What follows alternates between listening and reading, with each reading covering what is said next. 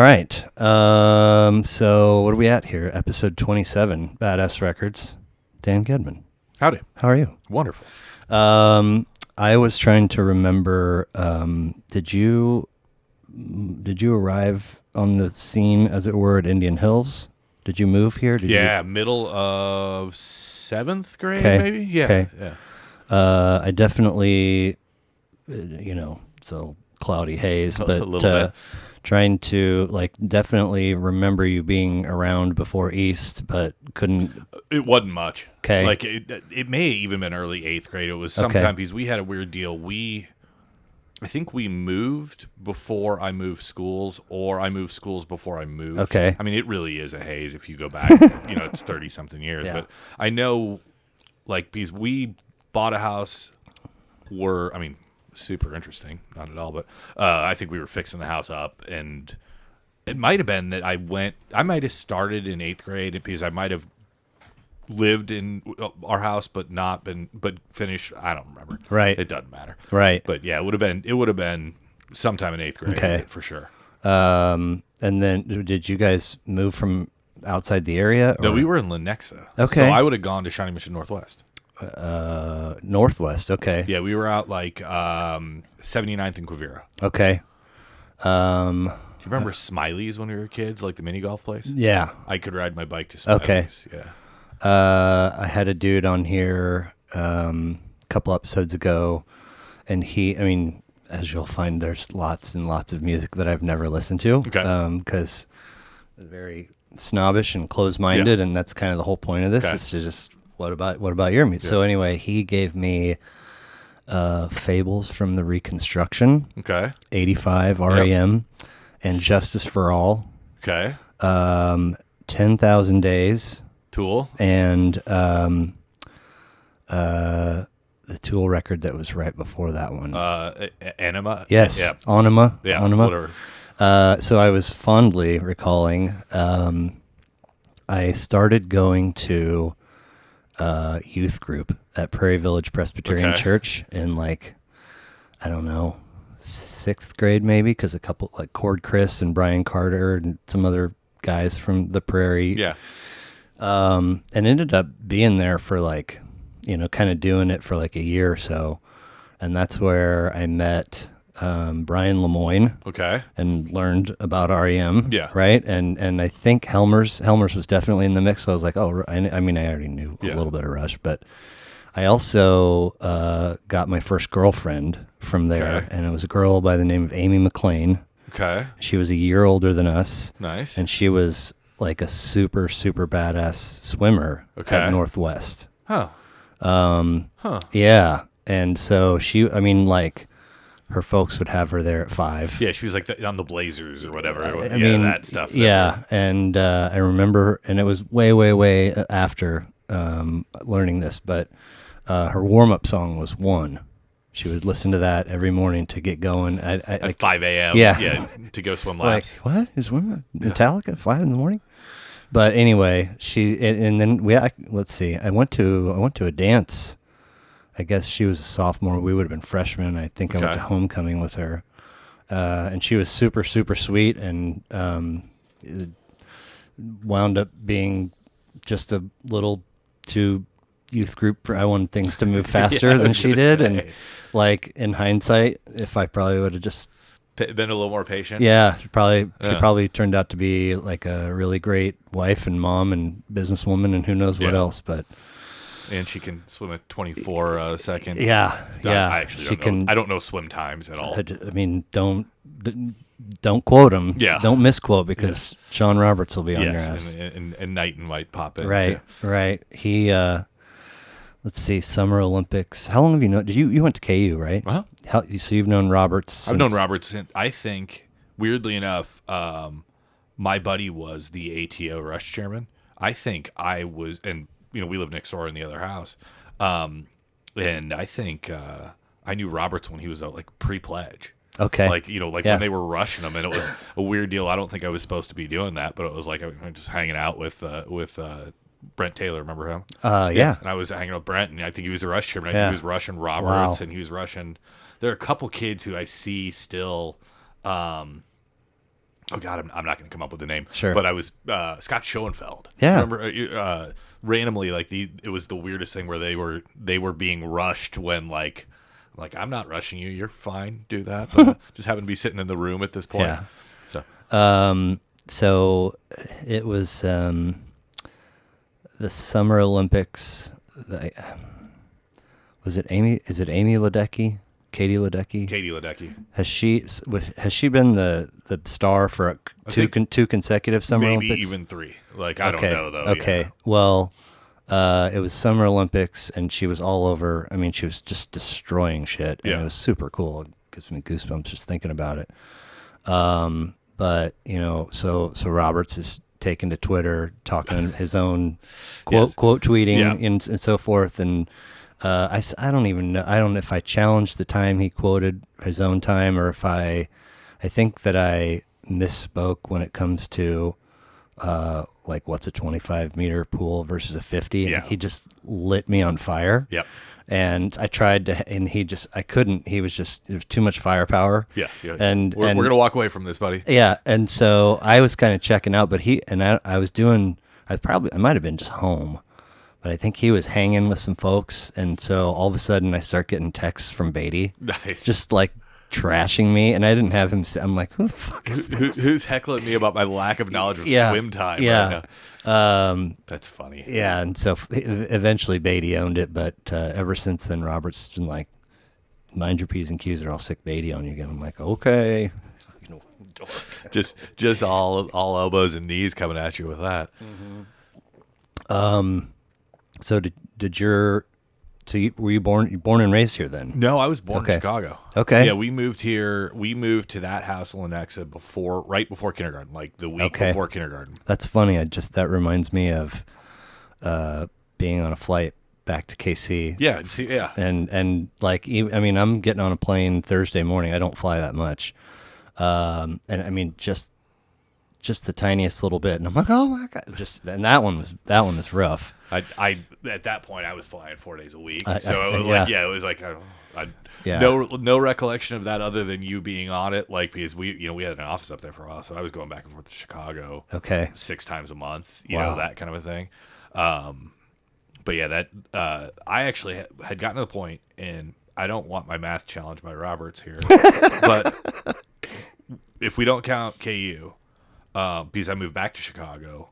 When we left Chicago to go to Denver in like 2001, I had lived in Kansas City and Chicago within like 3 weeks of the same amount of time at that point. Oh, wow. It was kind of a weird deal where, because once you get, I think I came back for one summer in college, and then, it just kind of was living in Lawrence at that point. So it really, just went through kindergarten through 12th grade in Kansas City, and never thought I was coming back, and ended up back here in I think 04, 05, something like that. Okay. So did your folks meet in Chicago? My folks, my parents and my grandparents and my aunt all left about the same time, and they were the first people of either side to ever really not live in Chicago for a long time. Okay. So my grandparents moved to Florida, my parents moved to Kansas City sometime in like I guess it'd be like 80. Maybe is that 80, 79, something like that. That would put you just before kindergarten. Yeah, and that I think it was 1980. And so it was a weird deal to not be in Chicago. And so I grew up, my mom's sister was in Chicago, so we'd spend a ton of time in Chicago. Like when I moved there, I knew my way around. Sure. It wasn't like a foreign city. It was like other home. So how did they meet, your folks? Oh, like high school. Okay. Maybe middle school. I mean, I think early high school, like they got married in college, probably between junior and senior year when people did that back in the old days. Yeah. But yeah, they've been, they're 53 years maybe now, something like that. So both still alive and still together. both still alive, yeah. I'll see them in an hour. Oh, okay. Yeah. Okay. Yeah. Are the whole family going over there for a meal or something? My little sister's in town. Okay. And so we'll go over to the pool after this and go hang out. But yeah. So you have a little sister, other siblings? That's it. Yeah. I have a little sister 5 years younger than me, something like that. Okay. Five school years younger than me. Sure. So sure. Man.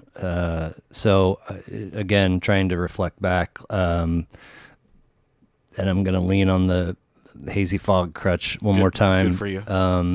But so So I went to 6th grade schools. Did you really? Yeah, so my kindergarten closed, and then my parents had just split, and my mom was insisting that my dad pay for Catholic education. So Okay. I went to St. Anne's, Okay. and then she got remarried, and we moved to Atlanta, and we were Okay. like living in a condo while they were trying to build a house. So I went to 2 different 2nd grades, and then that marriage fell apart. Came back, living with my mom's aunt. Went to Somerset for 5th, and then Prairie for 6th. That's bananas. And so then, it's like we ended up settling, on 69th Terrace, just up from the village, and it's like Prairie's the hub. But after 6th grade, everybody moves schools, right? Yeah. So point of all that is over the course of, God, I don't know, 5th grade to senior year, maybe even today, like lots of pockets of angst and anxiety and anger, and I've had some times where I've was a piece of shit to people for no reason whatsoever. Okay. I don't know if I was ever a piece of shit to you. I don't believe so. But if I was, that is not my recollection. Okay. No, I wouldn't check me off the list. Okay. All right. So did your folks play music growing up when you were okay? My dad, I bet my dad has, to this day, has that wall of records, 3,000 records. My dad was a total audiophile. Okay. So we grew up with like giant Dahlquists in my living room, and not quite 2 amps. I was kind of wish they were, but like, my dad was like soldering David Hafler components together on our kitchen table and stuff like that. Whoa. So, I grew up with more music than TV. Okay. And really, really eclectic music from his side. My grandfather had big bands in Chicago. Love it. So, I grew up. He had music he loved. Like, he loved the Beatles. He loved the British Invasion. It was he loved the square side of the 60s. Sure. Never, kind of died at Zeppelin. Like, never listened to Zeppelin, never listened to Floyd. He was like Abbey Road, and I don't know what exactly, I don't know what he was listening to in the 70s other than maybe just over listening to the Beatles again and again and again. And then by the time the 80s hit, he was first person I knew to have a CD player. Like, he got a CD player and he got the first 4 CDs. Like, I don't remember what they were, but like there were 4 to buy. And then I remember buying the Beatles CDs with him at like Street Side as they came out, because they came out in 4s. It was the weirdest thing. Like, these recollections of being like 8 or 9, right? And so I distinctly remember, because he would go in, and it was back when remember when CDs were on the long plastic things? And they had to put the thing in there and get it out. Yeah, and this is before that. They came packaged in like plastic, like the crap that you can't ever open. Yeah. Yeah. And so they were early on, and they would just have those 4 sitting behind for him when like the new Beatles CDs would come out. For your dad? For my dad, like first name basis. Yeah, he was like, that was, he had the music store guys. So that's awesome. So, and then he would also fall into these wormholes of like crazy audiophile stuff to so make the stereo. What is your definition of audiophile? Because it comes up from time to time on here. On what he was doing is he was chasing like a Ricky Lee Jones record that sounded magic in the staging of the record. You could hear in the speakers, and so you would like, it's a 3-piece. You can hear the bass over there. You can hear that, and so it was like music that maybe you didn't enjoy. It was almost technical, where you'd listen to the staging but like maybe the songs weren't all that good. Wow. And so it was like he would get sidetracked by stuff that to my ear was awful, because he was listening to something that I wasn't.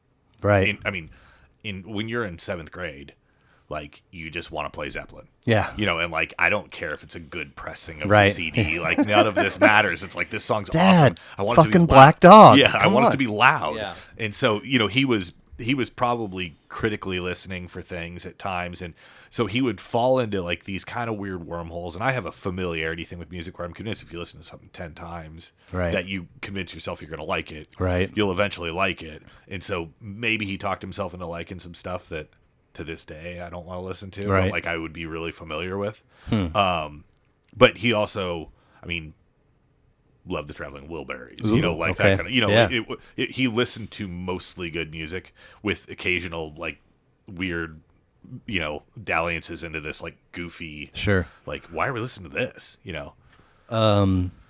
So I had a college buddy in town in January, and we recorded episode 1, and I was on my third set of cameras, and they did not last. Did not record? Well, they got, I looked up at an hour 15. Yeah. And I was like, oh my God, my fucking video. And he's like, mine's been gone for like 30 minutes. I was like, oh, It could have looped me in. well, Yeah. there was nothing I could do at the time. But anyway, so I'm talking to him about oldies, and that's kind of what I was hearing a lot of as a kid in the car, my mom's car. Did you? Yeah. And so he's talking about the difference between, oldies and, the Beatles cutoff. And so he's saying, the thing about oldies is nostalgia, right? And it's all like fun and safe, and the Beatles were a part of that until they weren't. Yeah. And the way he put it was, whenever they went to India or started smoking pot or whatever, and kind of opened up that other chamber of the mind, they became dangerous, and then are no longer. They can no longer be part of this oldie. They get moved into, I don't know, classic rock in the 70s, and it's a fascinating concept. Yeah, it is a weird, and it's funny because I think there's more to it in that the Beatles were writing songs. Most oldies, I mean, I think Buddy Holly wrote his own songs, but like those were singles. And Right. the Beatles for the first 5 records were singles that happened to be put on albums. Oh yeah. And they started making albums, but like, you don't think of a Buddy Holly record. You think of Buddy Holly's greatest hits. Yeah. Because it's a compilation of singles. Sure. And so much of that stuff was being written by somebody else.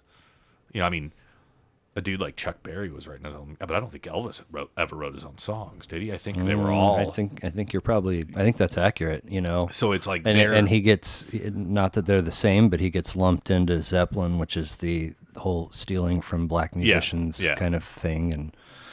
I don't even think Elvis was bothering to steal from him. I think his people. Well, were yeah, more, right, in a right, weird way. right, Like, I mean, right. It's such a strange, like, there's something that happened there, and it really was about. I mean, it's Dylan at that point, kind of where he shifted to, and they started to make albums instead of a collection of songs, and it's such a weird, like. I think we're actually starting to go back to that a little bit, because that was what broke in music for a little while in my mind, is we stopped making albums. So there's a gal that I used to work with. She's a local musician. She lives in Lawrence, but she's a musician. She's a singer-songwriter. She was on for episode 4, and she was just about to put out a new single, and she had another one sort of in the queue, and it was like right around the year anniversary of her putting out her first album. Okay. And she sat there, and if she were here right now, she would say the same, that the album is no longer the metric of measurement. For sure. And that everybody just does tracks. And I was like, I so badly want you to be wrong, because the album. We're kind of in a weird spot where it can kind of come back to that, because the only thing that's grown in music in the last 10 years is vinyl. We're back to this weird, like, I was watching, did you watch the Paul McCartney, Rick Rubin thing? I was watching that on a plane the other day. And McCartney was talking about the process of when he was a kid and they bought records in downtown Liverpool. And it was super interesting, because he's like, you bought this record and you had to open it up, and you were on the bus and you had 25 minutes before you could listen to it even.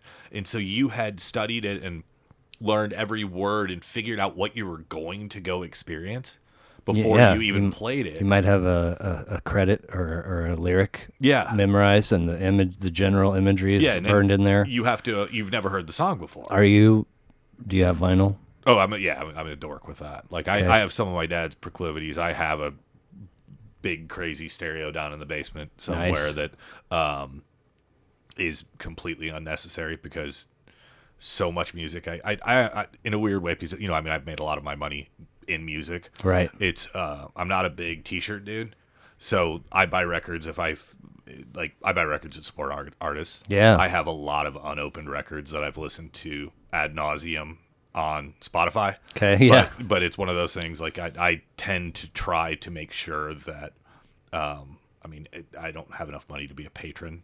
Right. But like, people who bother to make it and it's good, I feel like we need to go out and, So how long have you been collecting? Probably, 20 20 years probably. So when the fad spiked recently, you were like, It's made it hard. There was a time where I used to joke, if the record was good, it used to be $1. Like if you're talking about old music, Yeah. I think I started collecting vinyl because I couldn't afford to get a lot of old stuff on CDs. Right. And so you could go to thrift stores and you could buy a weird, I don't know, something, a lot of 70s stuff like Marshall Tucker Band. Yeah, I fell into the wormhole of jazz, and I don't really actually like it, but you could find those, and you could buy them, you could listen to them, and figure out what you liked and what you didn't like without having to commit $14. Yeah. Or I was always kind of an anti-Napster guy back in the day. Sure. It just didn't feel right to me. Yeah. And so you could explore music at $1 a pop with old records Right. back in the day. And so, do you ever listen to the band Television at all? Okay, like they're awesome. Like 19, kind of with CBGB band, Talking Heads era, and like Tom Verlaine was their singer, rhythm guitar player, and like I bought a Tom Verlaine solo record at one point. It's not very good, but for 75 cents, you feel okay to learn that the Tom Verlaine solo record was bad at $14 back then. And granted, candidly, I can't imagine that ever got pressed to CD. Right. Like, so it was for a while. It's like De La Soul records right now. You have to have them on CD or cassette. Yeah, because they don't exist. Yeah. And so that was November was supposed to be. It was supposed to come out finally. Well, it was all supposed to be settled and available, and nothing. Still hasn't. And yeah. meanwhile, the Chronic and Doggy Style are no longer available via streaming as of March because they made them NFTs. Oh, of course. I mean, and then I think that's part of a bigger thing that Snoop's doing. I don't know. Well, he bought Death Row. Right. Yeah, right. and so I don't. Some of that stuff that goes beyond. Like, I can talk old man stuff about like going through CD booklets. When we start talking about NFTs, like I'm confused. I only have the sequence of the letters NFT. Yeah, that's as much as I know. Non-fungible token. I think I know that. I can pretend like I could fake having a conversation about it, but it's not real. Sure. Yeah, it's not real. So what would you say your collection is up to? Vinyl? Mm-hmm. Oh, 300 records. Okay. It's not big. It's, okay. Yeah. And do you have a spot that you go? Do you order online? What do you? That's actually interesting. I go to Mills quite a bit. Where's this? It's down Westport Road. Oh, it's the same. Yeah. Yeah. Okay. Yeah. And my daughter and my son both collect vinyl too. My 17-year-old and my 15-year-old. Okay. So it's actually, weirdly enough, it's a little bit of a. I mean, at some point you're trying to find something to do with a 17 and a 15-year-old. Right. We'll go to the record store. It tends to be what they buy for me for birthdays and Christmas and stuff like that. So it's perfect. Yeah. And so, but again, it's pathetic how many of those I haven't even opened. Like you buy it as an object, not as because the sounds are, it's in my phone in my car most of the time. It's like the notion of, and I think it's something that I actually really missed. I've been trying to figure out how to do this, but the notion of sitting down for an hour and doing nothing but listening to a record is like so foreign to me. Oh, I mean, our brains have been retrained to have like this, rapid fire TikTok. Like, you have to watch TV while you're listening to the music and stuff like that. And so I need to figure out how to do that again. Yeah. I think it'd be better for me to do that, or even if I'm doing some like light work where you're like, like reading a script or something like that. It would be good to just sit there and listen. Yeah. And back when we were in our office all the time, I have a record player in my office, and I have a common office with my business partner. We sit across from each other in the loft of our building.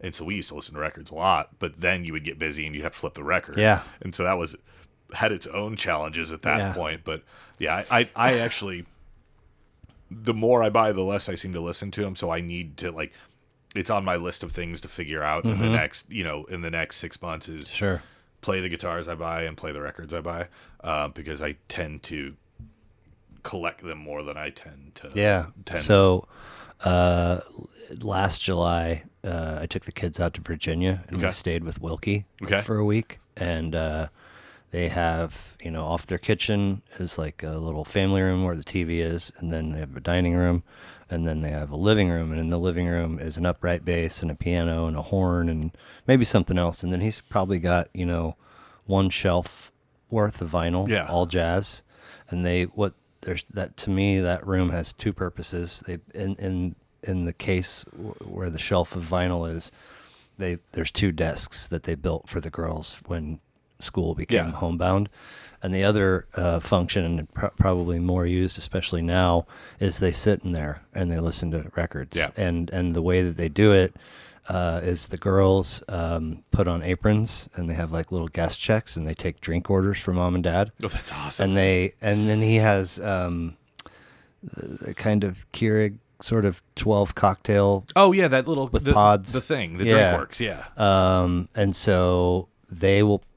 And I think it's all jazz, so they get to pick, but it's only coming from one genre. Yeah. But they'll pick a record and then they'll take their order, and even if it's like something that requires fresh herbs, they'll go out to the garden and like pick it fresh. And really? But it's cool that like it's a vibe. Yeah, that's a vibe. Like that's a sitting room for listening to jazz records. We have that room, and my wife won't let me put the stereo in it. Oh, like it's the speakers are big and too many black boxes. Yeah, I was like, "Are you sure?" And so I've been kind of working on that for a little while. If there's ever a photo shoot, it won't look good in the magazine. Yeah, it's like it doesn't come up that often. Like we would actually sit in that room if I had a record player in there. But it's not like I mean, and that's a silly thing, is I have Sonos in 11 rooms. You know what I mean? Right. It's not like I can't push a button and listen to the same record that's downstairs. But there's something physical about a record still that I like, and there's almost a little bit of adventure in the fact that every once in a while it doesn't track right or something. You have to be like, it's a little more precious. Yeah. And when you put it on, you feel like you need to finish it. Whereas if you put something on Spotify,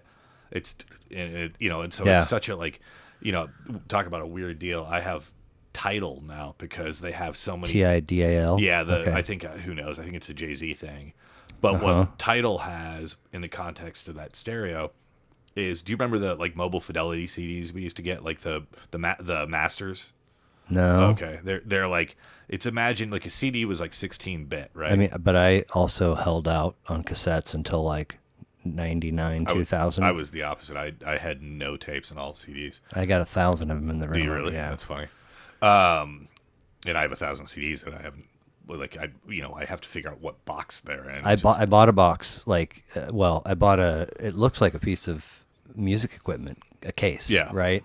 And it's got like, so you would, in theory, if I were to ever do this thing that I bought the thing for, you would toss your plastic, and then each CD has a sleeve, sort of like our old Case Logic, but it's hanging. Oh, that's and cool. I'll show it to you on the way out. But that would be. I have the means now to play a CD again, so I need, like, I've been going through and like I found a few of them because I have stuff that I don't think is even digital that I would like to listen to again, but I need to get through the records and then I'll worry about the 2,000 CDs I had in 1999. Yeah.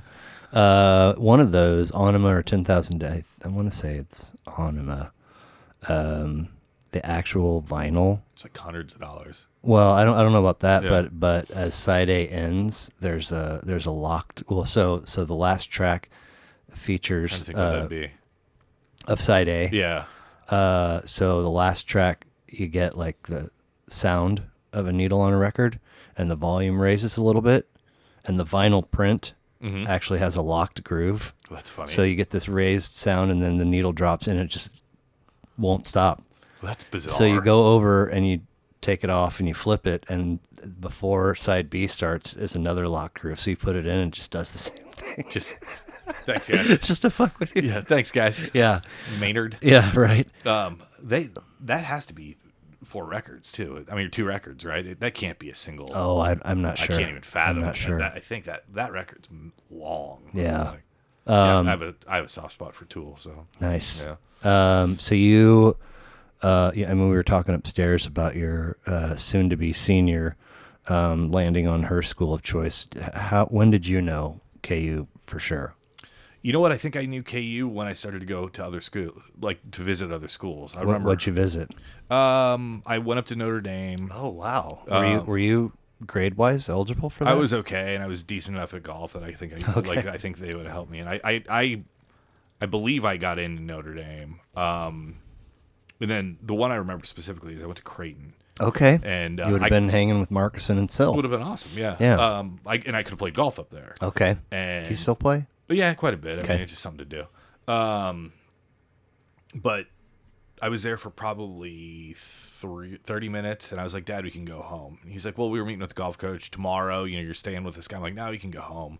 And it was just for me when I went up there, like, we had been going up to KU, and you have these, like, you know, and I hate to put it in these terms, but like you're being rushed by fraternities. There are these parties with 2,000 people in them. You know, it's like there's a million different things to do, and it's beautiful, and it's green, and there's hills everywhere. And like I went to Creighton, and it was a 2 block by 4 block campus in the middle of, Omaha, Nebraska. Yeah. And I'm like, dude, this isn't probably, I mean, who knows? I'd probably be a doctor right now if I had gone there. But like, there was just no, like, the experience that we had gotten when we were in high school, being able to go up to KU, it was just impossible to, it was so fun. It was so much that I didn't go. I didn't go. Yeah, and that's my daughter's doing the same thing, where Yeah. it's too much for her. And for me, because I wasn't from Kansas City, and because my parents didn't go to KU, Even by senior year, you didn't consider yourself from Kansas City? I will always remember my dad sitting at the Chiefs games, watching the Bears games on, Oh my on God. a Watchman. Wow. Yeah, it because they didn't have the roots, it was still fresh. Sure. And it didn't feel so like, I mean, I can see why for my daughter it feels played out. Right. She's been doing it since she was 3. Yeah. My dad probably went to his first KU basketball game when I was a sophomore in high school. Okay. And so it was still like KU. You don't have season tickets, do you? to KU basketball? We have in the past. We don't Okay, right now. okay. But, yeah. Would you, when you're, all those years of being, would you guys go back up often to visit Chicago? Oh yeah, when I was a kid, we were there, if not once, if not twice a year. Okay. It was Chicago was. I don't know when Kansas City became home for my parents, but I would imagine it was after I was in college. Okay. I mean, like if you're that entrenched, if you're second, third generation entrenched in Chicago, and you move to Kansas City for work, I have to imagine that takes a while to break out of you. Yeah. And so I was just this week, I was like, I wonder how close, my years in Missouri versus my years in Kansas. Oh, that's interesting. And yeah. so, because I was born in South Carolina, came back to Kansas City, Georgia, back to Kansas City, and I got 22 Missouri years versus 13. I was like, oh my God, how did I even think that was close? Yeah, that's weird. That's actually really weird. Yeah. That's that's, and I think I've lived in Missouri for a whopping total of like 3 weeks. Like one of those, like not out of any reason other Wait than, a second. I thought you said you moved down the street from your old place. Yeah, the other way, the Kansas way. Okay, so you were was it PV? Was the old place technically PV? Or? It backed up to PV. It was Mission Hills Okay. by a half block. Half block. And so now we're a block and a half in Missouri. No, in Mission Hills. We're right off of Belinda. Okay, so you haven't lived in Missouri. No, I lived in my parents' basement for a minute when Gotcha. they had moved to Missouri when we Gotcha. were waiting to close on a house. Okay, You know, okay. like we moved, we'll not get into it, but we moved under kind of odd circumstances. My parents had been in a car accident. We moved when my wife was 8 months pregnant with Okay. our 17-year-old. And so we had to get here because I didn't want to be in Denver when my kid was born. And so we probably moved 2 years before to 5 years before we had probably planned on coming back. If we were going to come back, we came back in a little bit more of a hurry than we had expected to.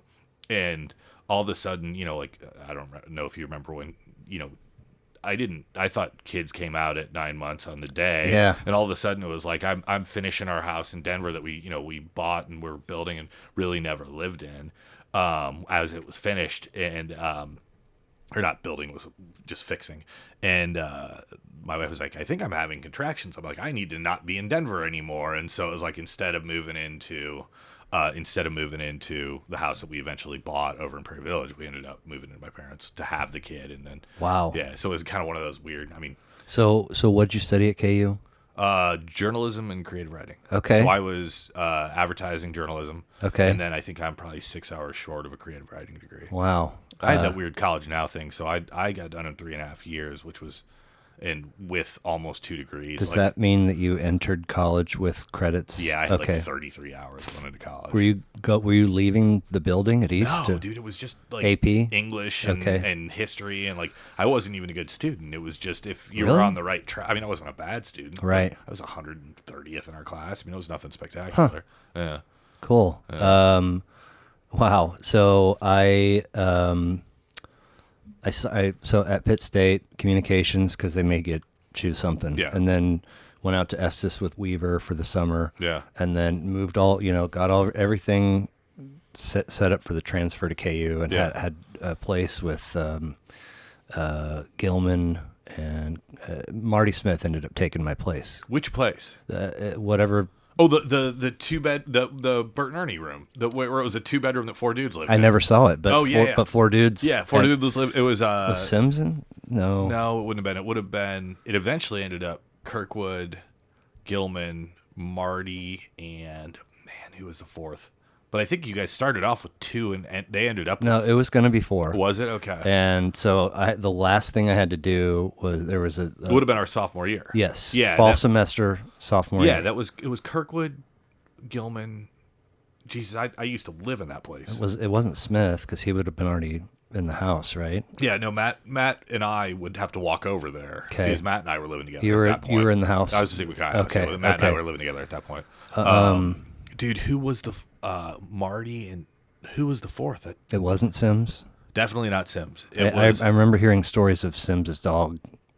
He would have being around. He would have been there, which was the sibling of my dog. Oh, no kidding. Yeah. Yeah, he would have. I mean, it was not abnormal to see him in there. Yeah. It wasn't like. Wasn't Gronky. No, definitely wasn't Gronky. It wasn't like Eric Hart or Canning.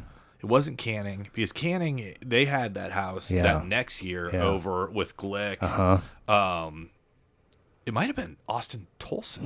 No, did he live? I don't think so. Anyway. Yeah, it doesn't matter. It might have actually been Austin, weirdly enough, because it was a bunch of Sigma Chi expats. Well,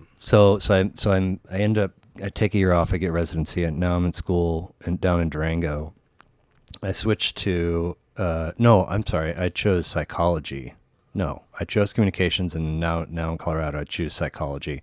But I'm spending almost all of my time in the English. Like, I'm on newspaper staff. I've got a radio show.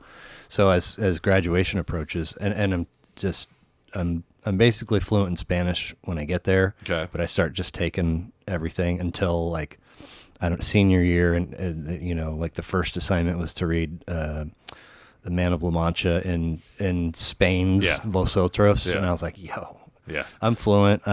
Anyway, so I ended up minoring in English literature, had a psych degree, and was like 3 credit hours away from a Spanish minor. Which would have been cool. Well, but whatever. I'm still fluent. Yeah, I was going to say that. So I always knew I wanted to do grad school, but I was like, am I doing communicate English? Am I doing psychology?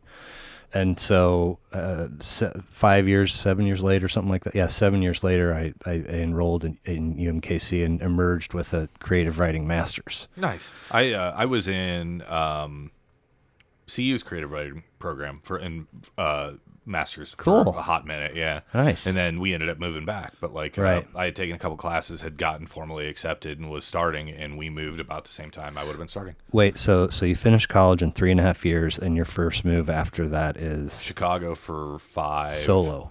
Yeah, I mean, the person who is now my wife, I actually moved to Vail for 6 months. Did you guys meet in Lawrence? We met in Lawrence, and she went to high school? Oklahoma City.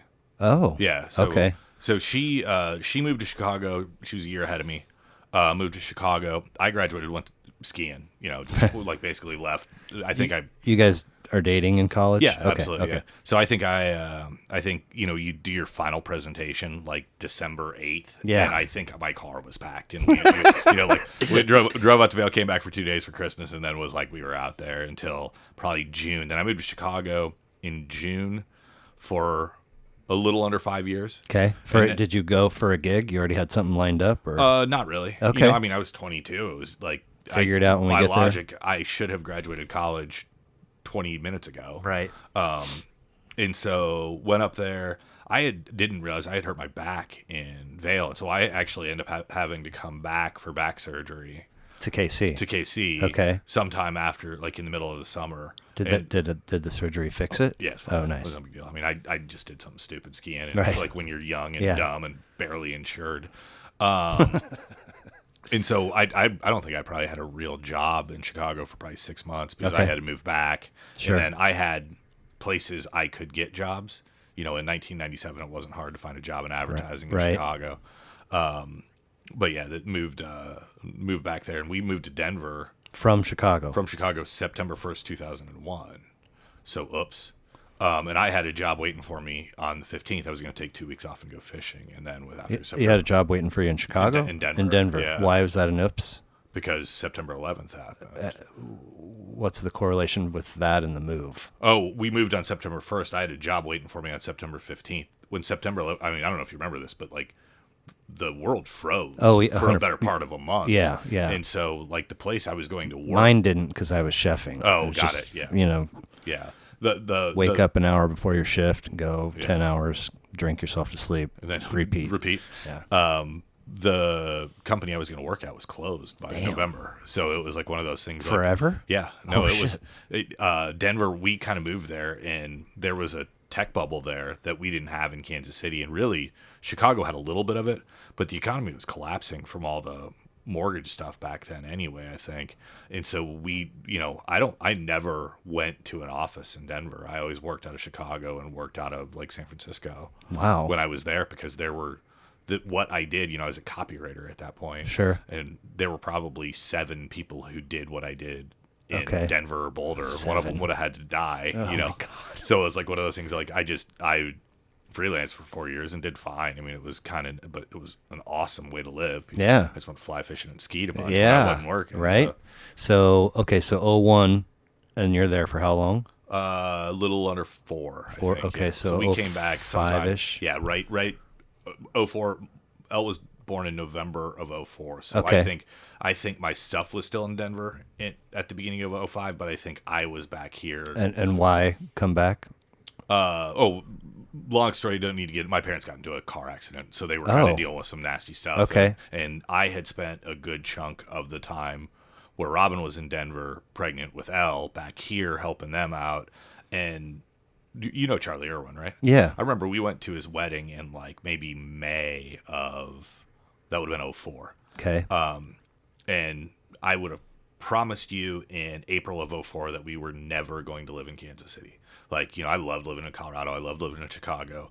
I still will hold steadfast to the fact that I question when it's 105 degrees why we live here. But no, I had no intention of ever moving back. And, Robin's pregnant. We go to Charlie's wedding and like kind of had this thing, maybe in 5 years, right before kindergarten, maybe we would move back to Kansas City, because I think, and I don't know if your experience was the same as mine, but it's a pleasant place to grow up. Yeah. It really is. Yeah. I always tell people, like, should I come to Kansas City to visit? I'm like, I don't know, but if you're here, you'll have a good time. Like, it's Yeah. a great place to live. But there was, had never had the perspective of having another human that I had to worry about. When I'm worried about me, I want to be by a river, I want to be by a mountain, I want to be, where I can ride my bike, whatever the case would be. And then all of a sudden I start thinking about, like, well, we have to move because my kid can't go to school where we live right now. And more than likely, I don't want to live in the suburbs of Denver. So all of a sudden we're thinking, like, do we move to Salida? Do I move to Loveland?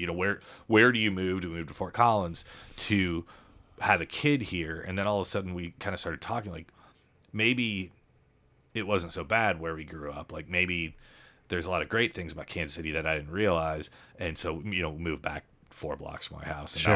now I live, 600 yards from it. Right. So one of those. So your soon-to-be senior is going to be in Norman. Where did Robin grow up?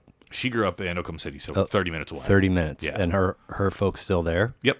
And are they're together? Yep. And like everything's groovy, hunky Yeah. dory. Everybody gets along and loves one another. Oh, and yeah. all- okay. It's it kind of the great news for her. And she, it's still up in the air. She may not, but I would guess she's going to do that. But they have a long history at OU. And so Elle has a little bit of familiarity, almost like the familiarity I would have had with KU. Sure. Where it was, Yeah. there's a connection there, and it's actually really, really cool for Yeah. her because they know her. So it took me till episode 16 where the guest in the chair had both biological parents still alive, still married. Wow. Yeah. Wow. So I called him, you're like a unicorn. And Yeah. then he said something. I was like, oh my God, you're like a striped unicorn. I mean, Yeah. you're I was gonna say the irony of that is not only you, but your wife. Yeah, wife's parents are. Yeah, they're all like I've been to two 50th anniversaries. Wow. Yeah. That's cool. You guys somehow you've bottled the potion and figured out how to make it work. Well, she hadn't gotten sick of me yet. So, okay. So, Chicago, Denver, coming back. And was there? You said you had jobs waiting for you here, or a pick? I figured it out pretty quick. Okay. I moved back. I thought I wanted to own a business, and my dad was working at a company that we could have bought. And so I went there for about 3-4 months and realized it wasn't what I wanted to do. Okay. They were fulfilling books. So it's like literally a place that you bought a book and they put it in a box and they sent it to you. And it was a big warehouse, and it was just not my speed at that point. And the notion of owning a business sounded fascinating to me. Now that I do it, it sounds less fascinating. I bumped into an old professor of mine in the grocery store who was at Bernstein Rain. KU. Yeah, Okay. he was one of my my final advertising professor, and he's like, "What are you doing back here?" Because he knew, he had followed me when we were in Chicago and stuff like that. And I'm like, I just moved back. I think I was laughing because he was running through the grocery store with a birthday cake because he was an hour late for his wife's birthday, and I had just weed whacked my backyard in this like weird. And so I was coated in grass, like that, one of those weird things that I'm happens. not gonna run into anybody. Yeah, I just gotta run in. Just gotta run in and get whatever, get some butter. And he's like, I need you to start at Bernstein. And I'm like, well, I don't even know if I do that anymore. He's like, no. Like, I need you like tomorrow. We just landed this account. I would have to bring somebody in. He's like, I need you to work there. And I'm like, he's like, can you come to my office tomorrow and we'll talk about it? I'm like, do you need a portfolio? He's like, no, I know what you do. And so it was just one of those things where I went into my dad and was like, I hope I'm not like ruining your life by telling, but I don't think I want to do this. He's like, oh, I've just been waiting. He's like, you clearly don't want to do this. Like, this is not the right thing for you. That's awesome. Yeah. He's like, this isn't the right thing for you. He's like, for lack of a better way to describe it, he's like, I probably don't need to take the risk of buying this. I've already had my career. He was on a second lap of a career anyway. Sure. We're just kind of riding it out. And he was like, yeah, we're good. You go do that. That's a better thing for you to do. It's what you do. Your dad sounds awesome. Oh, dude, my dad's awesome. Nice. Yeah. So you went right to Bernstein, and then were you there for a chunk? Or? I was there for probably 3 years, I think, and then we started a company at night that effectively became we as me and my business partner today. 15 years later, started a company at night with a couple other people, and we were kind of getting out of advertising and more into music, and all of a sudden, that business was making more money for us than our day job, and we had the weirdest kind of like choke point in that we had $250,000 on the table to go make 3 music videos. And this is when, like in our world, like music video is high art. Even in 2005, like my last wave of doing that, I was still putting stuff onto MTV.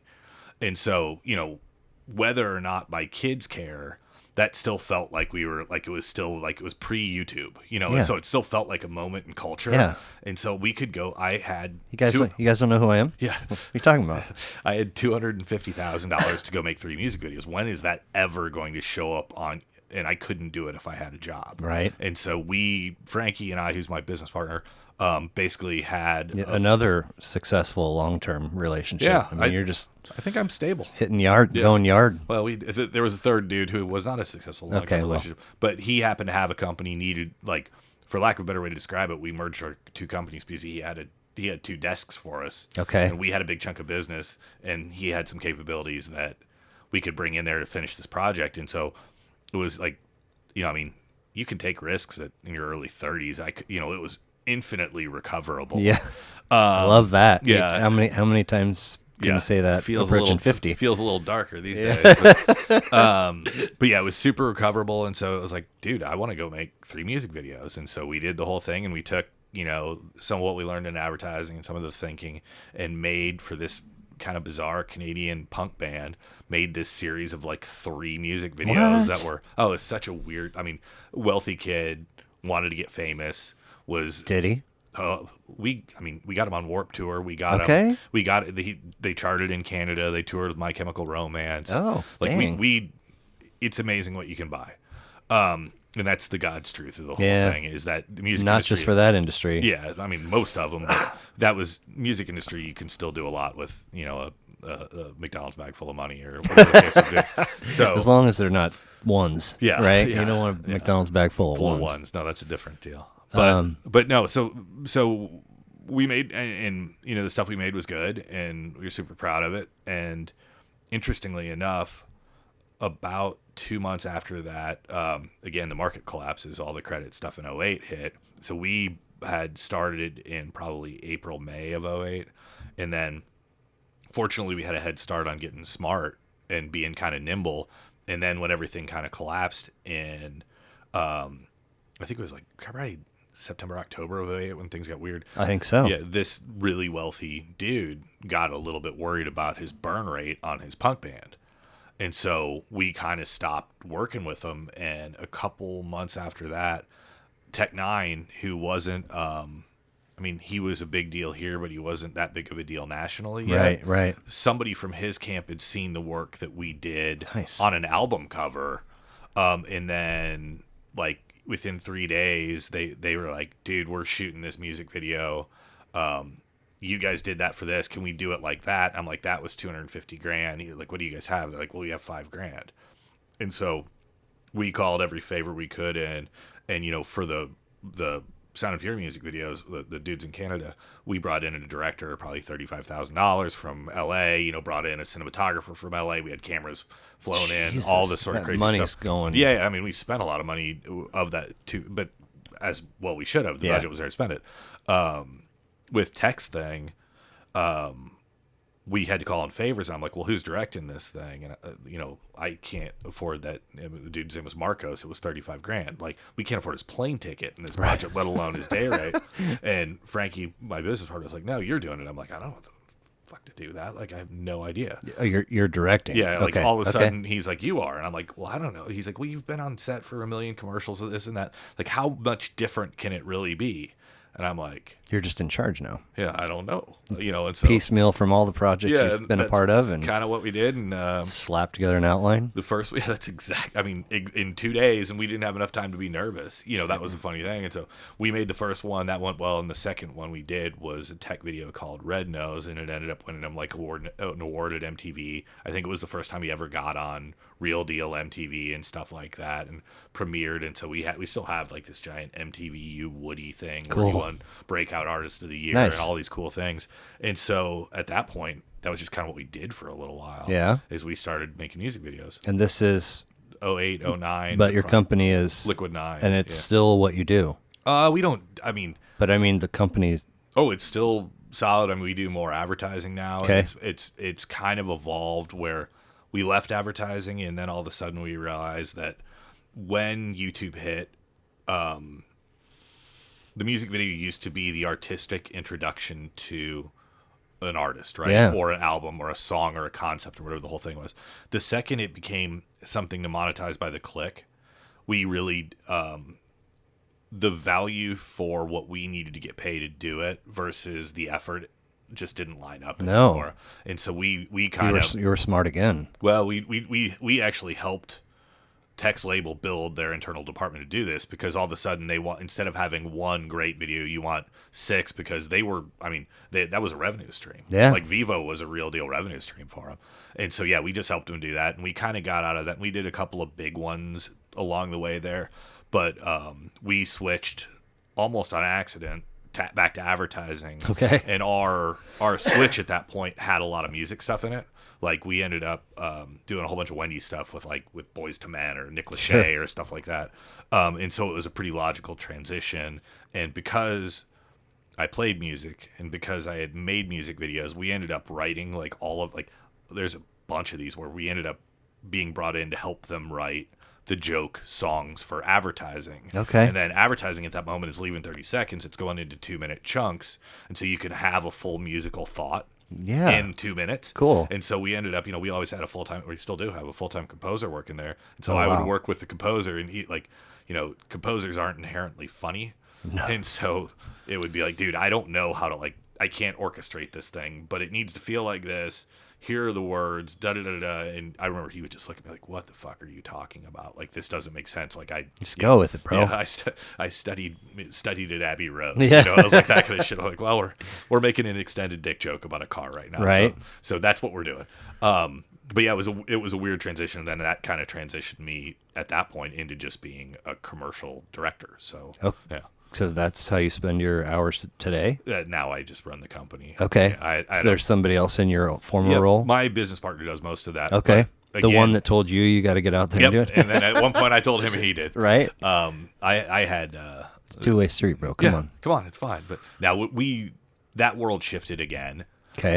And where it's more, when the cameras got more and more digital and the process became more simple and the lights became lighter and more bright and all this sort of stuff, you started to have to make more and more and more of it, rather than back in the old days we would have, you'd do one commercial for $300,000. Now for 100 we might make 16 in a series of stuff. And so what his skills were versus what my skills are, like, I was better at working with talent to chase a specific vision of a project. Okay. Where he's way better visually than I ever was, and so he can create this vibe across a portfolio. Nice. And it was I also had in 2018 in February I got hit by a car, and so I can't work 16 hours a day anymore like I used to. Meaning seated? I was going 10 miles an hour. They were going 50 and T-boned me and hit me hard enough to total a 4-day-old Suburban. Holy shit! Like, man. they like all airbags, knocked the wheels off the car, and so I would be real reluctant to, in the old days I could work 5 days, 16 hours a day in a row. I wouldn't accept someone's money to do that anymore.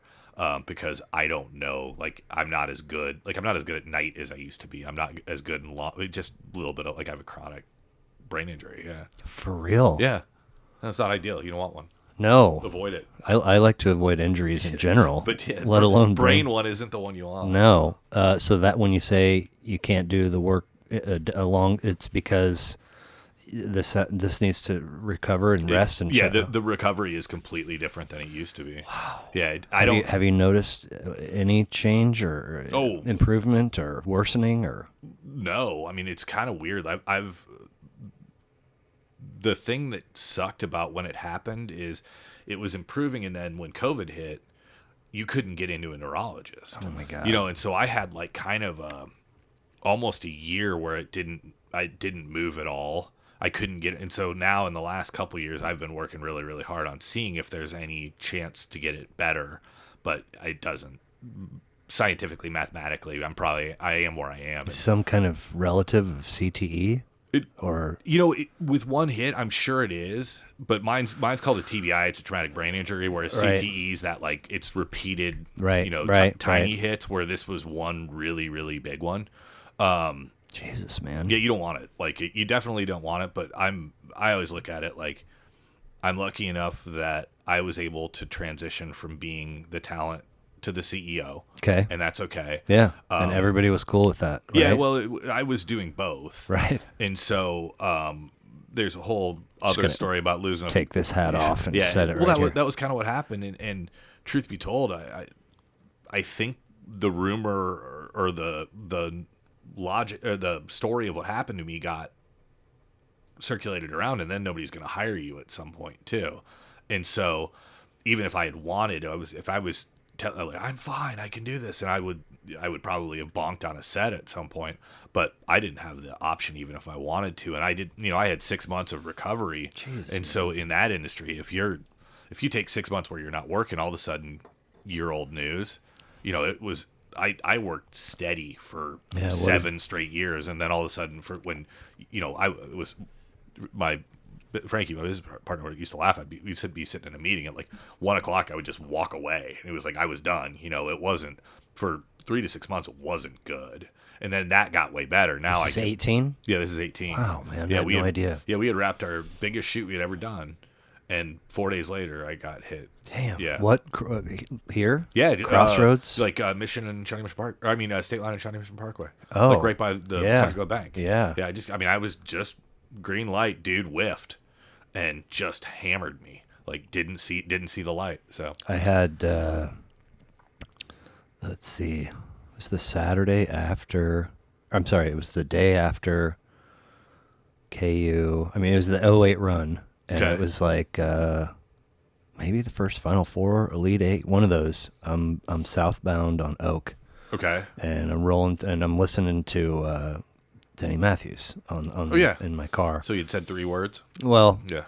it was a beautiful day, Yeah. and I had the green, and there's on the southwest corner of that intersection. There's a church there, Yeah. and I'm rolling through, and I see a flash, Yep. and it was I this know, I like know that flash. caddy. I mean, Yeah. it was a sled, Yeah.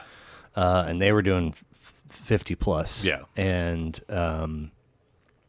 I jammed the brakes as hard as I could, and I T-boned them Oh. and pushed them in across both lanes and up onto the property of that church. Okay.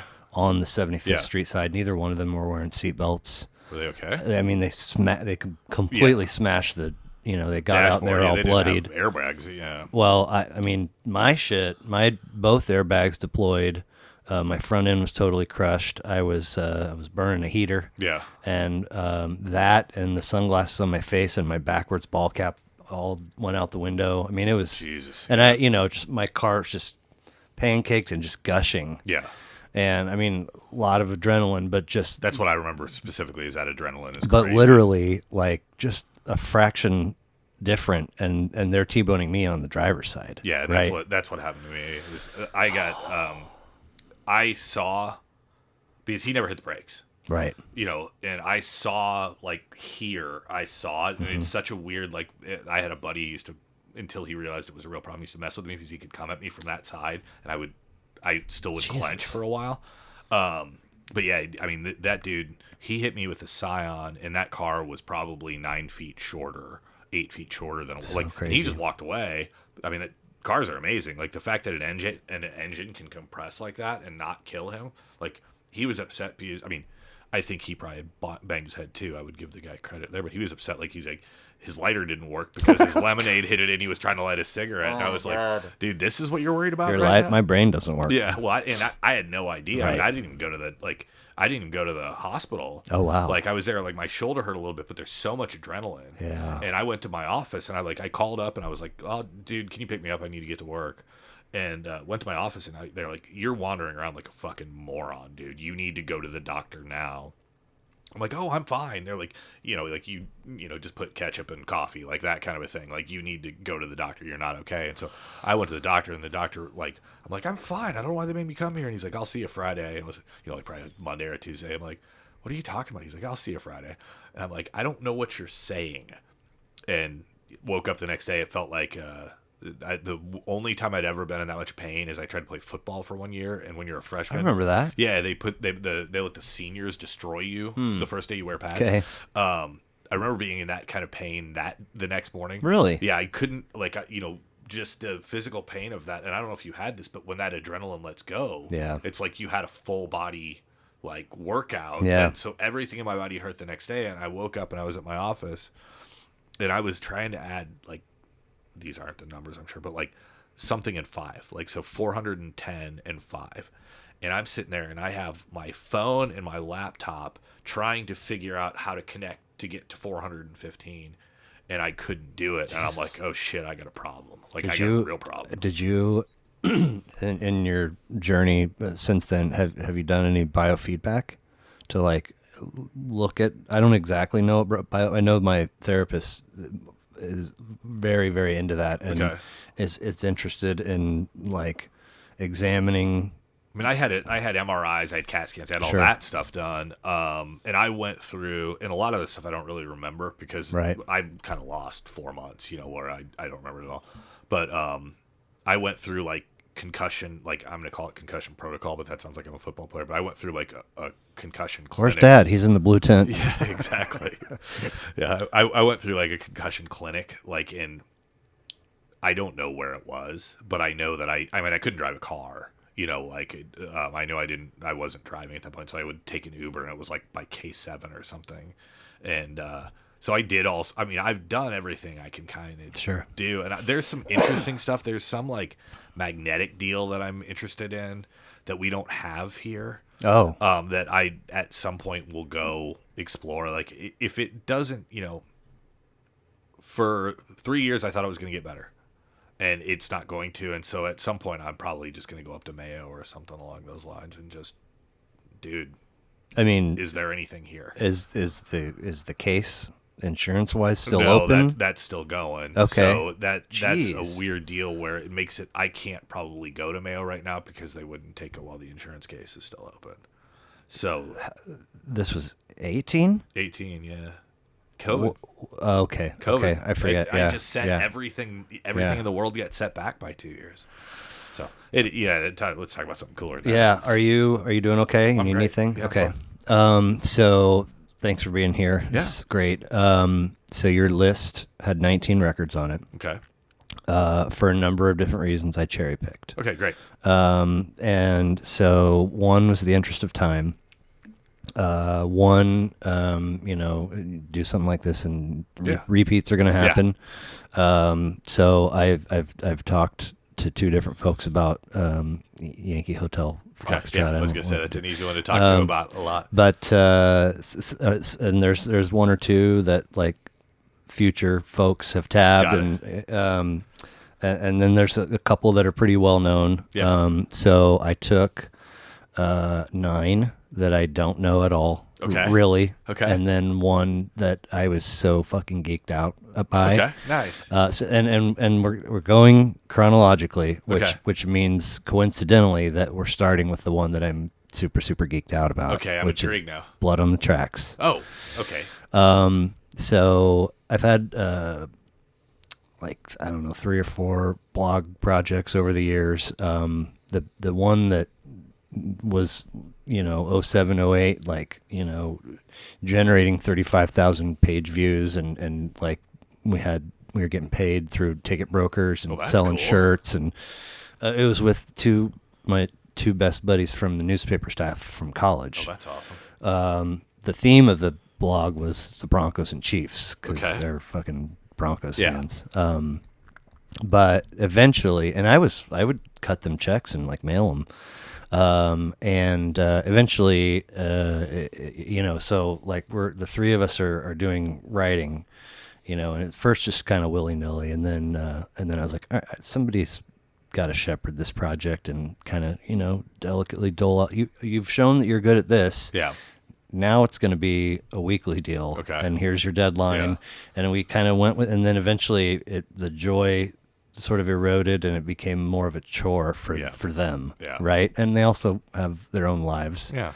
And so I just kind of like was at the tail end of the lifespan of that blog. I was just kind of doing my own writing, and I decided I was going to rank, the 25 best Dylan albums. Okay. Which meant possible. I'm starting from self-titled or freewheeling. I think self-titled.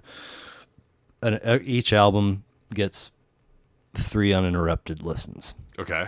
Even if I know the album well, and so I ended up I had like 1 record, mostly tapes, like 3 or 4 CDs, and then I had to get the library to send me one that I couldn't find anywhere. Okay. We had this cool craft table in the basement of the old place, and I arranged all of them at the end of it and like took a picture, and it's That's really cool. Yeah.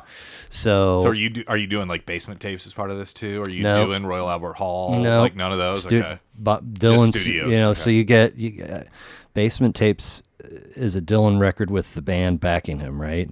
I think that Somewhere I in believe that somewhere time in that frame, era, there's like the Highway 61 era. It's Yeah. So what I did 4 parts. I did a preview, kind of just explaining the project, and then I did. What's the 25th?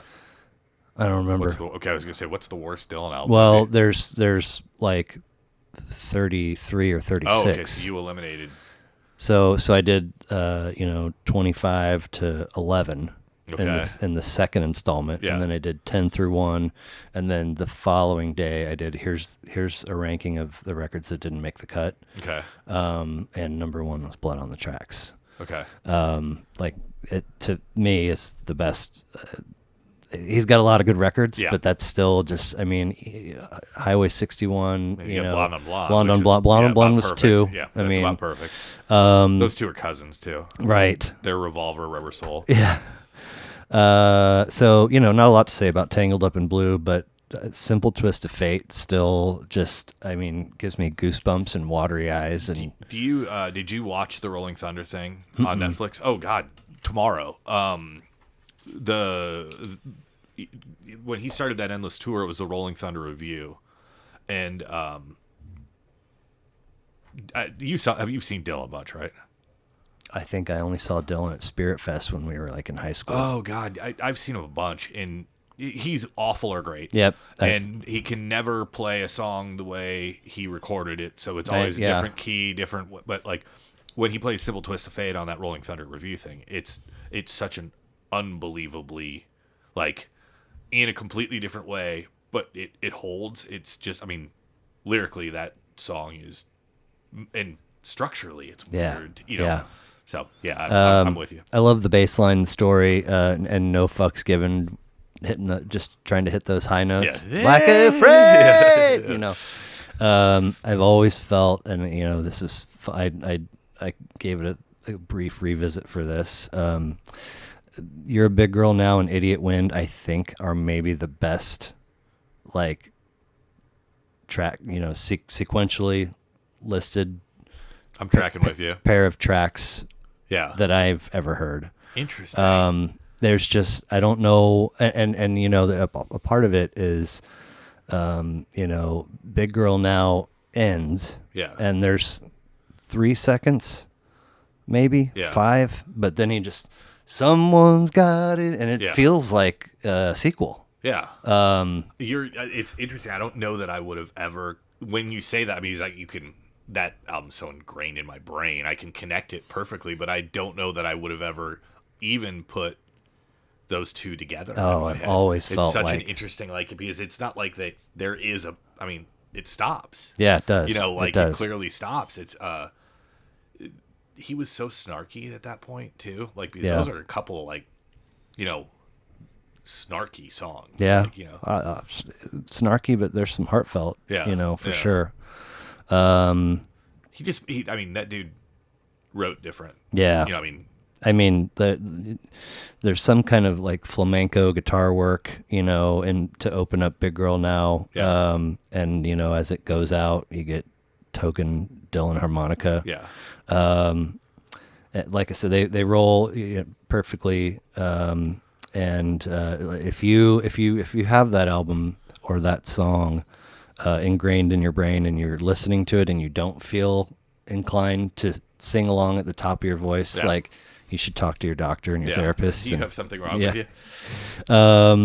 Meet Me in the Morning, 47-year-old swagger that has aged flawlessly. I don't know. Yeah. Just I mean, you can see him playing slide guitar poorly. Yeah. Man, I just so little is certain. But I'll go to my grave saying this is one of the best records of all time. Oh, I mean, I made the list for a reason. Yeah. But it's funny because you were talking about Wilco, and I jump back and forth between 3 of them, and then Dylan, I have that same problem where, like, Blonde on Blonde, I think, and it's weird because it's like, it's cleaner. It's Revolver to, I'm trying to think even in the context of the Beatles, but like, their records even Sgt. Pepper is intentionally uneven in a perfect way. Yep. Whereas Blonde on Blonde's pretty even.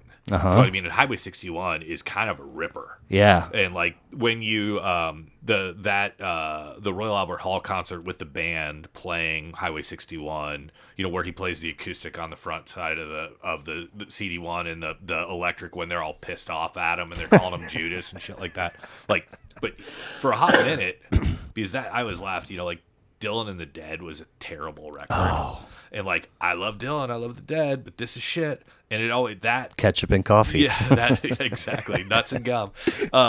That the band and Dylan at that point was what I wanted Dylan and the Dead to sound like, where Yeah. it's like a ripping loose band Yeah. behind him and then him going crazy Yeah. with it. And but the like, and it's not even that Blood on the Tracks is, maybe it's just a lack of commercialness that was intentional there that made it better to Yeah. me. And that's the one that, like, if you told me I had to take a Dylan album with you, it's definitely Blood on the Tracks. Well, I went into that project Yeah. feeling fairly certain that Desire would be my number one. Oh, And, interesting. and- You're gonna love the Rolling Thunder thing, Okay. because it's the Desire tour. God, You know? so many Yeah. fucking good Yeah. songs on Yeah. that rock. I just heard a Puppy Yip, so I'm Okay. gonna let her out. Cool. I'm gonna pee. You I'm do gonna it. go grab it. Okay, so moving into the rest of this. Okay, you know, I'm curious. This is just shit that I find interesting from Okay. either the band or the record itself. Great. It's not. I'm not trying to. Shit I didn't know, Got right? it. So I'm not Love trying it. to be like, who, you know. Yeah. So we go. What was that? 75 to 78, Okay. which is Outlandos de Amor, Oh. The Police. Yeah. So you're not. I That's mean, not a record you're familiar with. no. Oh God, greatest band in the world at that point. I mean, so this is their debut, and it's Uh-huh. got Roxanne and Can't Stand Losing You. 5 studio records combined, 75 million records sold. Yep. Like what? Yeah. And you know, like I've had patches of time where I'm like a pretty big ZZ Top fan. Okay. And patches of time where I'm a pretty big Rush fan. Okay. And you know the flag that you wave with that is like, show me another 3-piece. Yeah. They're That, the 3-piece. I mean, I've always kind of known. I mean, Yeah. I didn't know anything about Andy Summers. I didn't even know his name, but I've always known it was Sting and Stuart Copeland. Yep. And I didn't even know that it was Stuart Copeland until Oysterhead existed. Oh, okay. And so, speaking of 3-piece, So another movie to watch. There's Andy Summers became a like an amateur photographer, and I think it was called Can't Stand Losing You. He did a documentary about his time in the police. Because Andy Summers was like 10 years older than those dudes. He was already a relatively, like, kind of one of those like Alex Chilton and Big Star, where he was already in the box tops kind of thing. okay. And I could have botched all that, but That's quite all right. but Andy Summers was definitively, he was a musician before those guys. You know, Sting was a punk. Right. Like in Sting, I mean, did you ever watch what was it, Quadrophenia, No. where Sting's the bellboy? No. You know, bellboy. Yeah. Sting plays bellboy Okay. in Quadrophenia, like before he's Sting. Wow. You know, Gordon Sumner plays that. He get right. Yeah. He got that nickname because he used to wear a yellow and black stripe something or other. No that idea. Looked like a Yeah, bumblebee. Looked like a bumblebee. Fair enough. I mean, and nobody has ever gone from being the coolest man in the world to sucking more than Sting, too. Really? It's like, You don't like any of his solo shit? I'm sure. I saw him randomly. We were down at the national championship, the Oregon Ohio State game. Just happened to be down there, and I was like, dude, I'm totally going to this. And got into some private party where we were 12 feet from Sting playing, half Police songs, half Sting songs, and I think in that context, for the first time ever, I admitted that a solo Sting song could be okay. But I have had 10 hours of arguments in my life talking about how much Sting sucks and Yeah. how great Police Sting was. So I love the Police. I got one song, Okay. solo song coming Okay. in. Hey, can you guess what it is? I don't know, Fields of Gold. I don't even know. All this time. All this, the river flows. It sounds like I hate it. Yeah, it already sounds like I hate it. It's It like, smells like disappointment. he had the Police had so much edge in Yeah. that first record, and they got poppy by the end, but some of the pop was magic.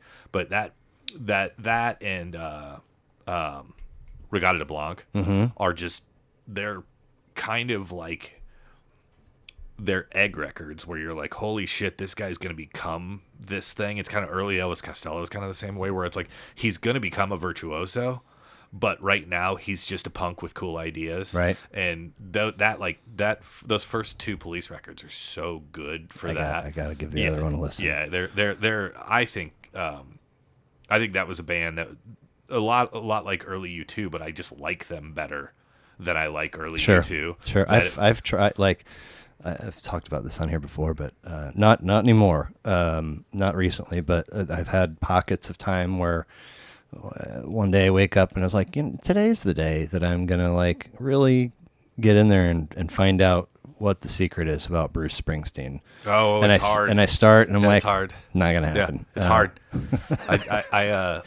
I there are many things I want to like more than I do. That's one of them. Yeah. And it's not that I don't like Bruce Springsteen. I'm like, do you like Bruce Springsteen? Sure. But Sure. like, I just have never put the time in. You're back to 33 records. Yeah. Like, I think I missed it. Yeah. So obviously with that kind of sales, tons of fans. How did you become one? So I lived in Chicago from whatever, that would have been 97 to 01. And, I think, we left KU and we were so entrenched, dead panic fish at that point, and I always liked hip hop, but we moved to Chicago during, Wilco's Summer Teeth, right? Okay. And I played music in Chicago, and a lot of the guys I played with were power pop guys. They were trio guys. They were, music from Boston, and I always had I love the Pixies, love the Pixies. Just for whatever reason, it made sense to me when I was really young. Yeah. And as part of these kind of older brothers of music in Chicago, they were like, you haven't done this, you haven't done this, you haven't done this, you haven't done this. And I took, I had worked all through college in advertising. So I moved up there, got my first job, worked for a year, and I was already burned out by the time I was 23. And I took a year off. I played bass and bartended. Nice. And that jukebox at the Goose Island Brewery, Okay. the jukebox was awesome. They make a tasty beer. Yeah, they do make a tasty beer, and it was back when there was one of them. Right. They just started putting it in bottles. Shouts out to Goose Island. Yeah, exactly. It had a great jukebox, and I honestly think some of the stuff that shaped my brain as far as poppier music was probably in that jukebox. Okay. And I don't know, it was probably Regatta de Blanc in the jukebox, not Outlandis de l'Amour, but at some point you have to choose almost representative things when you're saying your favorite album. Right. Yeah. That's probably a representative album in the fact that at any given moment, it's a good record, man. Yeah, it might be Regatta de Blanc that I like. Right. That's the one that I have to say. And so I forget how early in the record it is, but pretty early. So Lonely. Yep. And that's where I'm like, who the fuck, this Andy Summers dude's got some fucking chops. Oh, dude, that guy was I mean, crisp, tight. That was back in the Also Rans day. That was in our final song. We would always play. We would tuck into So Lonely in the middle of it. This is one of your bands. One of my bands. How many bands have you been in? Quite a few, but none of them mattered. Okay. Sure they did. To be very candid, but you mentioned in talking about buying vinyl. Listen to the records that I buy and play the guitars that I buy. So you still play? I still play. Do you gig with anybody? Not anymore. Interestingly enough, part of the whole accident thing is it's hard to play loud. And so last year I studied jazz at UMKC, and I don't even like jazz, but it just it's a reason to engage with the instrument in a way that I'm not comfortable engaging with it, which I thought was really, really interesting. So I still play, and there's a moment where maybe I'll figure out how to do it. And my middle kid, my oldest son, is now really getting into music. Okay. And so that may be another means for me to engage. But well, I've talked a couple times on here about a pipe dream. If I were, if all of my time was just all of a sudden freed up and I had unlimited resources, I think that I would spend a decade just researching Blue Note. Okay. And everything that they ever put out. Yep. And I mean, I just that's the flavor of jazz where I'm like, all right, you're better than me. That's like Wilkie. It's one of those things where it's all jazz, and I always wanted to be a dude who loved it more than I do. But no, I mean, there's to me a lot, and I mean, I've heard an eyelash worth of what Blue Note put out over the years, but a lot of it has got when it got later, it got it got weird. Well, but for a chunk, I mean, a lot of it's really groovy. Yep. And the cover art you got, and I'm talking CDs, but you've got like basically a still of like a live, and you've got like Dan Gedman's name, Blair Johnson, and Seth Gilman, and it's like whoever's record it is, maybe their name Slightly is bigger, yeah, and it's just and then Whitehead did an episode, and he talked about jazz being this thing where each person has you just kind of doing your thing, Yep. and then you get a little moment where you take your thing out, Which I love. but you're still form. part of the thing, Yeah. and then you got to bring it back in, and now everybody's here, and then another. Yep. It's just fascinating. I love the concept of jazz. I'm in the same boat, and I love the form, but at some point, like, I lose, like, when I lose the melody. I also like 3-minute pop songs, Right. and so it's hard, and it's like where you get into like, and it's funny because you listen to a lot of Fish, you listen to a lot of Dead. We've all done that. I was always a guy who fast forwarded through Drums in Space when it was on tape. I don't ever Yeah, ever. where I like, when you're at the show, it's fun. No, and not you're- not even that. Not for me. That's when you go pee. 100%. Yeah. 100%. And I also, I think that there's a lens through which you can appreciate space Yeah. sober, and I think there's a lens through which space does something for you if you're not. Yeah. And Generally, I can't really find. I don't really, when you're driving your car, you're never in the headspace that you could appreciate Drums in Space. and I That's just, what- like, I don't. I think there's something state dependent to it. Maybe is what it is where you've done it enough that you. I then, haven't even done like even. Oh no, I'm just talking about you've appreciated Drums in Space enough. That And you're I'm saying I haven't even done that. Yeah, like, like I don't have it. couple times I was like, that's pretty cool. Yeah. And then once I had that, that's pretty cool. I got it. I don't want to hear it anymore. I want to hear, So when you go to a Fish show, though, are you a 10-song set dude, or are you a 4-song set, 45-minute long Ruby Waves dude? zero expectations. But like, you're a smart fan because then you'd never be let down. But like, are you into a 45-minute Ruby Waves? I mean, it's okay. So I'm actually getting on a plane Thursday morning to go see 3 Nights in Atlantic City. Oh, awesome. Okay. And I'm doing that because I've seen the 10 straight years without COVID removed of their Commerce City Labor Day weekend run. Yeah. And Which are always awesome. they are. Yeah. They are. I got every year though the bots have made it harder and harder, and I got shut out. Me and my buddy got shut out all the ways possible. Really? This year, and they added a 4th night. And so here's this thing. Dick's, which is where the Rapids play. When my buddy lived here, we would drive out and we'd camp. Yep. Because there's 3 public soccer fields, and you just literally walk in. That'd be fun. Yeah, and then he moved to Charleston, so now we fly, and we'll stay with a friend or have a hotel or whatever. But it was always this, like, you got GA floor and you got GA stands, and it was always like we're shooting for GA floor because we want to be down there, and it worked a couple times, but then it's like we got to do something like handing off stubs or sliding off a wristband. So last year, I wound up with GA floor and he wound up with stands, and I was like, you know what? I don't want to be down there. It's too much. Yeah. To get, first of all, up there. Yeah. And now you get your spot, right? Okay, my spot's okay. It's whatever. But it's, going through the sea, swimming upstream to get to the beer vendor at the back. Yeah. And if you got to pee, which I'm good for to a set. To a set, yeah. You got to get to the edge and you got to go up. We're getting old. So we literally, I was like, fuck it, let's just sit in the stands. So we got not only last row in the stands, but aisle. So restroom and bar. I'm not even kidding you, dude. And so, like, after night 1, I was like, never again. This is what I'm going to do from now on. Because it's I mean, it was funny. We went to Rogers last year. In Arkansas, where they kicked the tour off. Oh, and who's we? Me and a couple. I mean, do you know Wyatt Cobb? He's way younger than us. He was my sister's buddy. and a dude named Ryan Cook. But so we went down there for that, and I was skeeved out by COVID a little bit still. Yeah. And so that was the other thing is when you were, because I ended up doing the same thing. We had floor, and I ended up in the seats, and it was a tiny place. I mean, Rogers was 8,000 people, so it was already super intimate.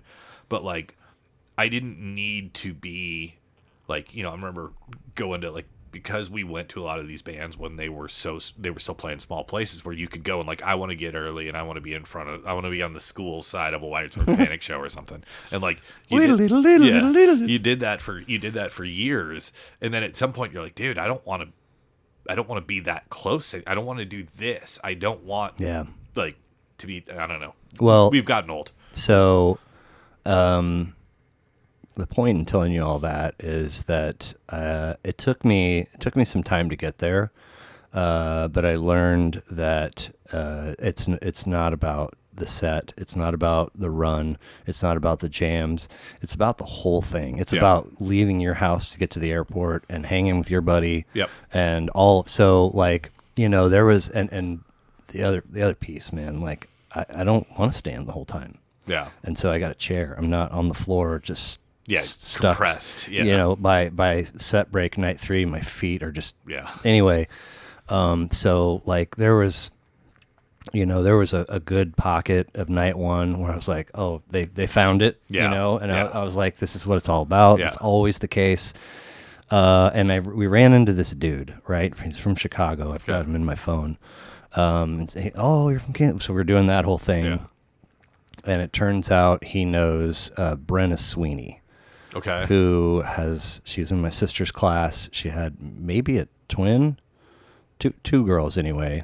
He's like, I know this, blah, blah, blah. And so he was sitting, he just kind of showed up and was sitting in front of us, but then him and his crew, like, they were all geeked out because they had gotten a ride from an Uber driver, and they were talking so much about the show and the band that the Uber driver's like, I got, it's like an Hispanic, like older than us dude. And they're like, you gotta come with us. So they end up bringing him to the show. Oh, that's awesome. And somebody was way overserved before first set started. So that kind of became their deal. It's like, where, hey, good to meet you, and swap and take a picture, and then they're off, right?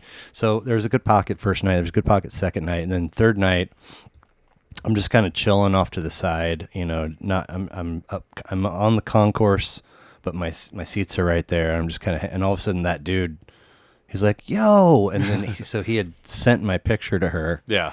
Do you know this? He by that time he'd forgotten my name. Yeah. So do you know this guy? And she's like, oh my God, that's Blair Johnson. Yeah. Da, da, da. And so we had, and so we're talking, and I'm hearing what they're playing, and our conversation kind of dwindled down a little bit, and then he kind of went his separate way, and just sort of right then they found it, and they got into it for a second, and it was, it lasted for a little bit, and second set I wasn't really looking forward or listening. By that point, I'm like, I'm ready for a late dinner and to crawl into my hotel room bed, and so we're not wired for 3 nights anymore. I mean, it's much harder. Like back when you could keep it rolling, it was a little different deal. Inside your fuego. It's interesting because I've always, even accidentally, like when we were like, I still didn't mind when songs went quick. And that, like, some people are just chasing that, like, the 20 minutes in the middle. I'm like, I kind of like the part where they sing and there's a melody. And I think jazz hits me the same way, where it's like, I love the beginning of a jazz song, and I like when they bring it back at the end, but when it gets modal and weird. Well, this third night, I think it was third night, because I think that exchange that just happened with that dude. Do you know Picture of Nectar that well? Of course, yeah. So there's a tune on there called Catapult. Uh-huh. I say tune, but it's really just some weird sound effects and this Dr. Rosen and I catapult. Yep. Yeah. So they're noodling, and all of a sudden they find themselves in Catapult. And Mike's I catapult down, and there's some kind of reverberation with the lyrics. Yeah. And that's where they found it. And all of a sudden, they're just kind of like a 7 to 9 minute little groovy kind of little thing, and then they start weaving that lyric back in and take it in the next song, and it was like that was perfect. Yeah. That was absolutely. Great. I don't need a 38 minute Ruby Waves. Yeah. I will say I enjoyed that Ruby Waves, The Alpine Valley one, yeah. and I appreciate the effort that goes into taking a song like that and making it this whole thing. But I also think there's a vibe happening that whole night. Yeah. I'm not sitting here saying that the whole show was fantastic, but I think that like Ruby Waves has the track length that you point to and you go, oh my God, Yeah. like a big set of tits, Yeah. right? But it was a pocket of something bigger. Yeah, Anyway. they caught a moment. I mean, Yeah. that's the weird thing about that. It's funny because I find with them, of all things, because you're going through satellite radio or whatever, and that is the hardest band in the world when they're playing, like, because they'll play the show from the night before. Yep. And if you can catch it at the beginning, then you can ride it. Yeah. But if you pop in the middle Yeah. and you're in the middle of like, even this song that, You Enjoy Myself or something, that everything when they play it, that's a highlight, you know what I mean? Like that kind of a deal. Yeah. But if you're 7 minutes into it and that's when you turn your car on, it's hard to like you need to be It takes you a minute to be like, I think this is the end. yeah. Okay. You're 4 minutes of Yeah. like you're like, so they're weird that way to me, because it's like if I start the set, I can ride through a Right. lot of that, but if I don't, then I need there to be a pause, Right. so I can start again. Right. And the Dead weren't exactly that way, because the Dead just had stuff you skipped. Mhm. You Yeah. know, like where like to me it was like Birdsong. Yeah, I love Birdsong. Well, it's just but it rambled. Like Birdsong. I fell in love. So high school. I had this building from grass cutting babysitting days. Okay. I'm riding my bike to Sound Warehouse. Oh yeah. And coming home with a swinging plastic bag full of tapes. Okay. And it was never greatest hits, while secretly buying the occasional greatest hits just to see. Yeah. Like I don't even know where I would dive in discography wise, but I got to see if it's worth it. And maybe I did. Maybe I got Skeletons from the Closet via Columbia House or whatever. We all. I mean, everybody. But what a garbage collection! I hated it. I was like, I don't understand this at all. So it wasn't until I met some dudes that were outside of Wichita. They were from Derby. Okay. I met a dude and like got Work Him Instead and American Beauty, and I was like, oh, Well, and those are records. Yeah. Like that's the weird thing about both of those are like they were accidentally great records. Yeah. Like in a weird way, because that was a collection of songs. yeah. Which But so once I got then I got Without a Net. yeah. And there's so many morsels of greatness in there that when they drop into like a Cassidy or a Birdsong, I'm like, skip. Like let's give me smoke. So, yeah, I have a soft spot for all of those, like the hookier ones. Okay. Where like Birdsong's really hooky. Yeah. Like Althea's hooky. Oh, I love and, like, Althea. but That's a great Althea. Yeah. Yeah. But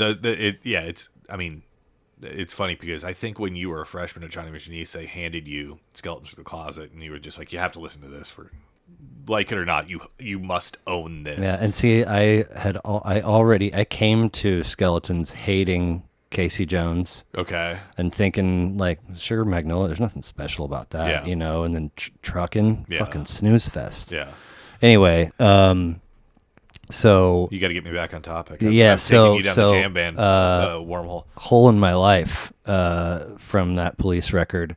It's like, to me, very clearly got some like prog rock punk spice in it. Summers was ahead on that. I Like mean, if and it's probably because he had a past life. Mm-hmm. But he for 4 or 5 years of that band, he was that JC 120 chorus sound where it was like it wasn't like in the 80s it became the 80s. Yeah. He was early. Yeah. And so that was kind of like that was a little bit of that like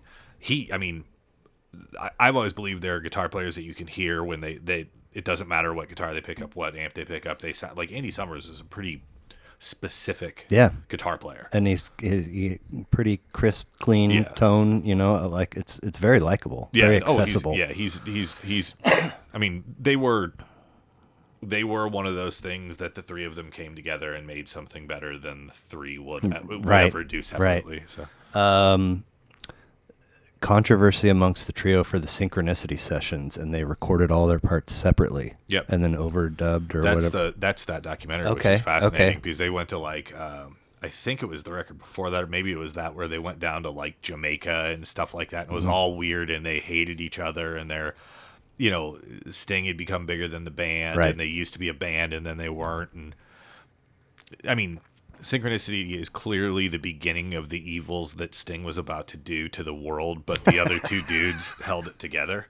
But it was getting douchey. Yeah. Like, and there's no element of douchey in Regatta de Blanc or Okay. Outlandos de Okay. L'Amour. And like it was Interesting. just, it was a band, and Yeah.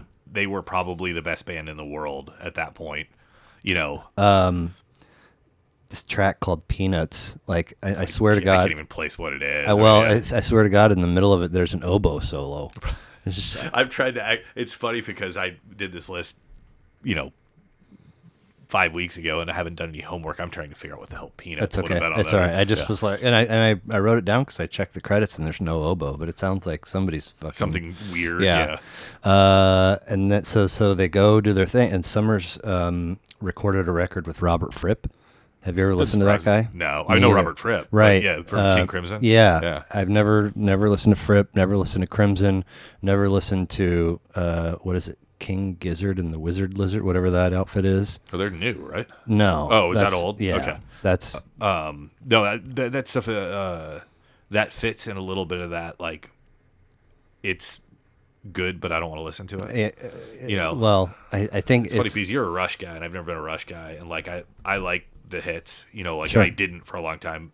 There was a point where I would have drawn a line, and I would have been an anti-Rush guy. Okay. And now I wouldn't. I'm wrong. You know, like Yeah. they're but like John Helmer's. Yeah. Where you're on the the 57th best Rush song. No. Those got a little too much for me. No, Crimson felt the same way. I love the hits. Yeah. And I bought Chronicles, Yeah. which is a 2-parter, and so that gives you pretty much all your hits, and then a couple other nuggets in there like La Via Strangiato, Yep. which I know that, I yeah. heard that and I was like, get the fuck out of here. And Yeah. it's been one of my favorite songs since. But some of that stuff gets King Crimson got zappy. Where Well, that's you know, definitely the family tree branch kind of. they're too good. Yeah. Like, and at some Yeah. point it comes back to jazz where Yeah. like just because you can doesn't mean you have to. Yeah. So we skip forward 7 years to Tim by Okay. the Replacements, Okay.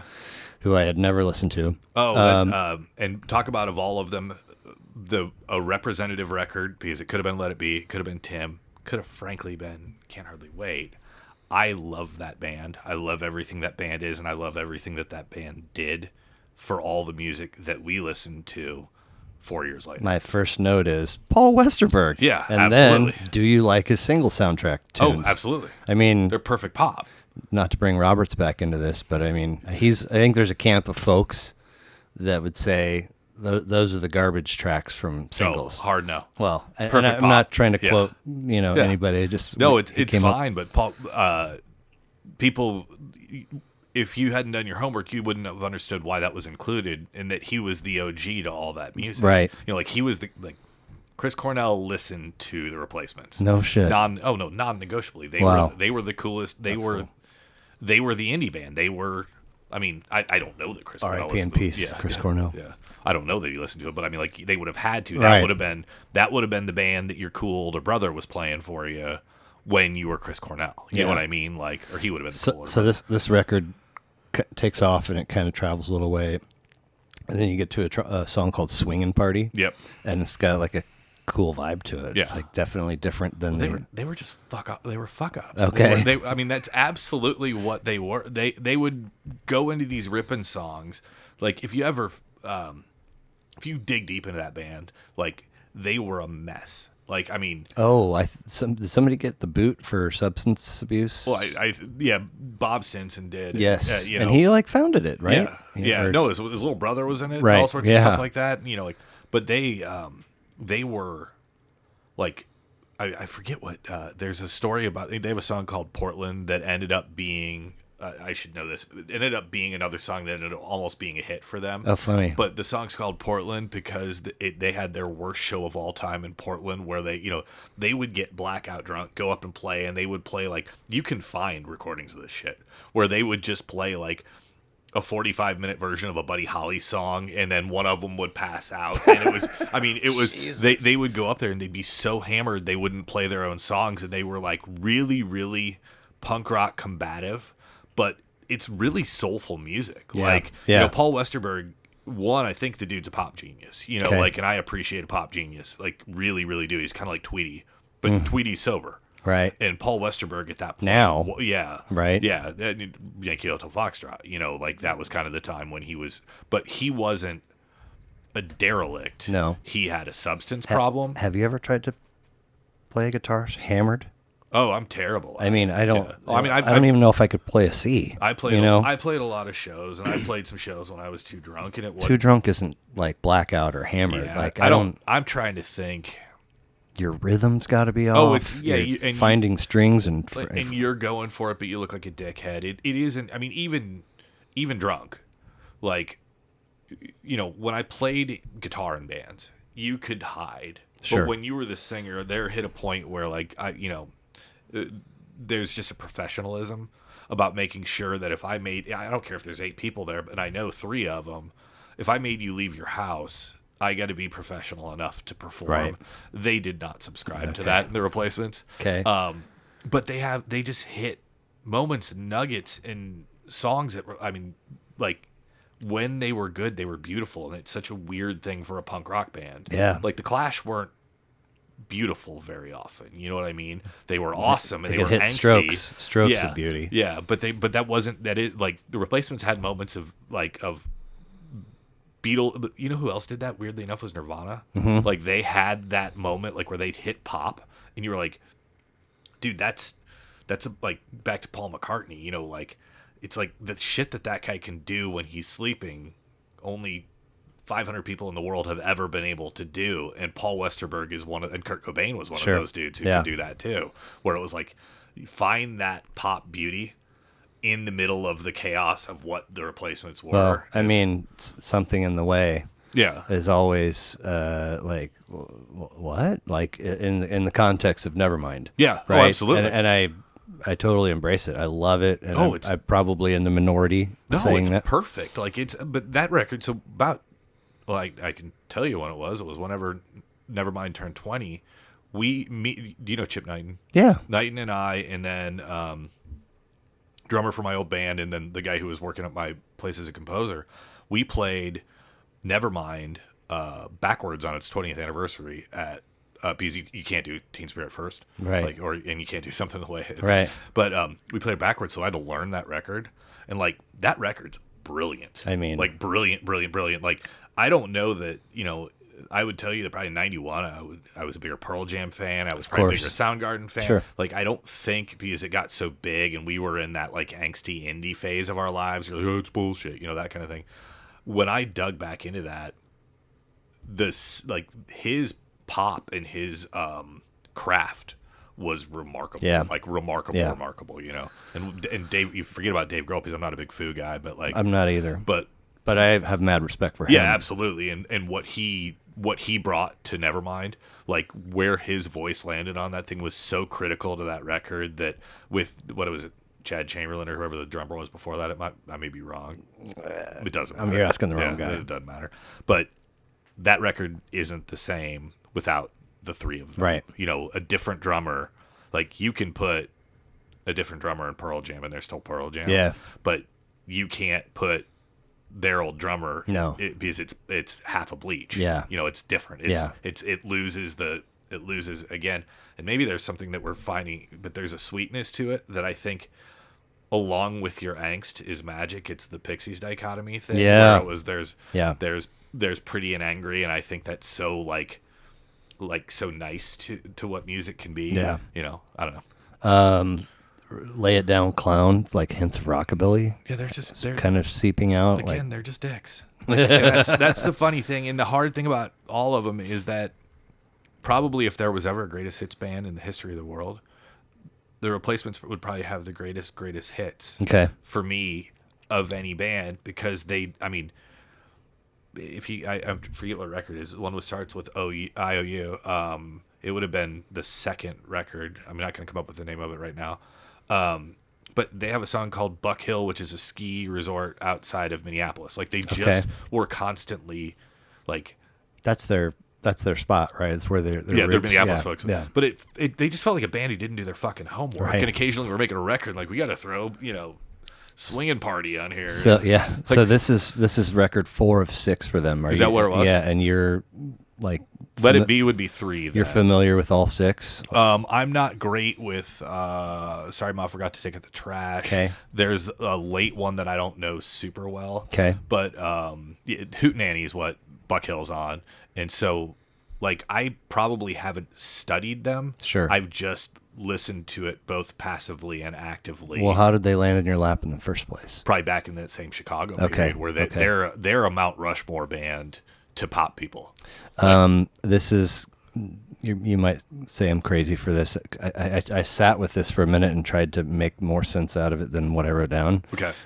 Here Comes a Regular. Yep. The way that it opens, like, I just kept getting November Rain with tiny hints of Patience. Like, I was like, that's not right. That's not right. By the way, you know that Tommy Stinson played with Guns N' Roses for 15 years. No. Yeah. Like, when Guns N' Roses came back through, the Replacements bass player was on stage. Wow. So Tommy's funny. That probably tells you that Axl was listening to the Replacements. If he's going to bring. Maybe, yeah. But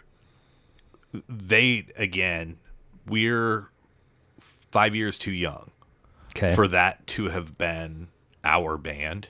Right. Like, we were 9 when they were, like, it would have had, we were they're almost too young for that to even be the older brothers band. Yeah. But they're kind of in that, like, REM was the obvious,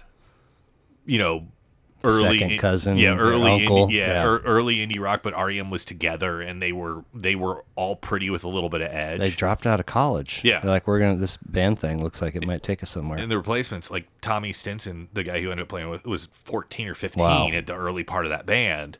Like, they were literally derelicts, just dipshits that couldn't do anything else, and they ended up being the Replacements. But Axl Rose listened to the Replacements. It would have been he would have had to have, because they were the. I'm trying to think of who we had as in our era, but they were just one of the bands, like, you had to do your homework on. When I was reading up on Fables, so they drop out and they go on tour, and their manager is driving them around in this van, and they have a $2 a day. Per diem food budget. Yeah, it's like fuck. And that's I would tell you the Replacements would have spent that on Everclear just to go further. So I don't know why. Like, this is maybe the lone lyric that stuck out in the whole record, but I think it's from Here Comes a Regular. You're like a picture on a fridge not stocked with food. It's a heartbreaking song. Yeah. You know what I mean? Like, it's just that different record, but they have a song called Answering Machine, and there are these instantaneous metaphors, like, here comes a regular, like, you're waiting, you're the guy who's been working up a mean thirst doing nothing at all, like that kind of thing. Yeah. It's such a, there's a talent in putting you in a chair, and they were really, really good at setting you in that chair. You know what that bar looks like. It looks like Louise's Downtown before they renovated it. Yeah. You know what I mean? Yeah. Like, I've been in that bar. I've been in that bar in the day, and it's not a great place to be too much. So we have another 7-year leap, and we land in 92 with Copper Blue by Sugar. Ooh. And I was like, obviously I figured it out, but like, first glance, I'm like, which one's the record title and which one's the band? I mean, that's how... That wasn't a record for you? I've never heard of these people. Matt Smith and I will go to the mat on that. A lot of your list, kind of, I can, like, smell Matt Smith's cologne. Kind of. No, that's Bob Mold. That's Husker Du. Bob Mold. Yeah. Husker Du. Husker Du, sorry. 2 full-length records, and that was it. They did an EP, a compilation, and a live album. How these guys hit your radar? Sugar? Yeah, they were on MTV. Like, they were. I mean, in a weird way, that was a band The replacements I went back to in 2000, Sugar was a contemporary. Like I was 17, 18, and it's weird because the original pressing of that, like I have that CD, is awful.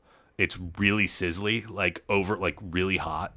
Wow, like they were potted up too high. Yeah, in certain areas. You know what? It was just treble. It was overly compressed, and it was Bob Mould's another guy who's frankly, in my opinion, a genius. I mean, somebody did a last year's model. Yeah. Elvis Costello and what was the band's name? The Attractions, yes, or the other one. Yeah, no, it was the Attractions, and I think it was like Elvis Records, and then he had that band for that record, and it was kind of just always this name. Yeah, he was for a minute. I can picture he all of a sudden he was on MTV and he was like real close to the camera. Yeah, Veronica. Okay, and that's it. You know, Bob Mould. I don't even have that. I just have his name. Bob Mould is. I saw him in the last couple of years. I mean, he's still great, and he's so unbelievably loud. Like that was their whole deal. Is they were like Husker Du was so loud. Were they? Bob Mould is so loud. Okay.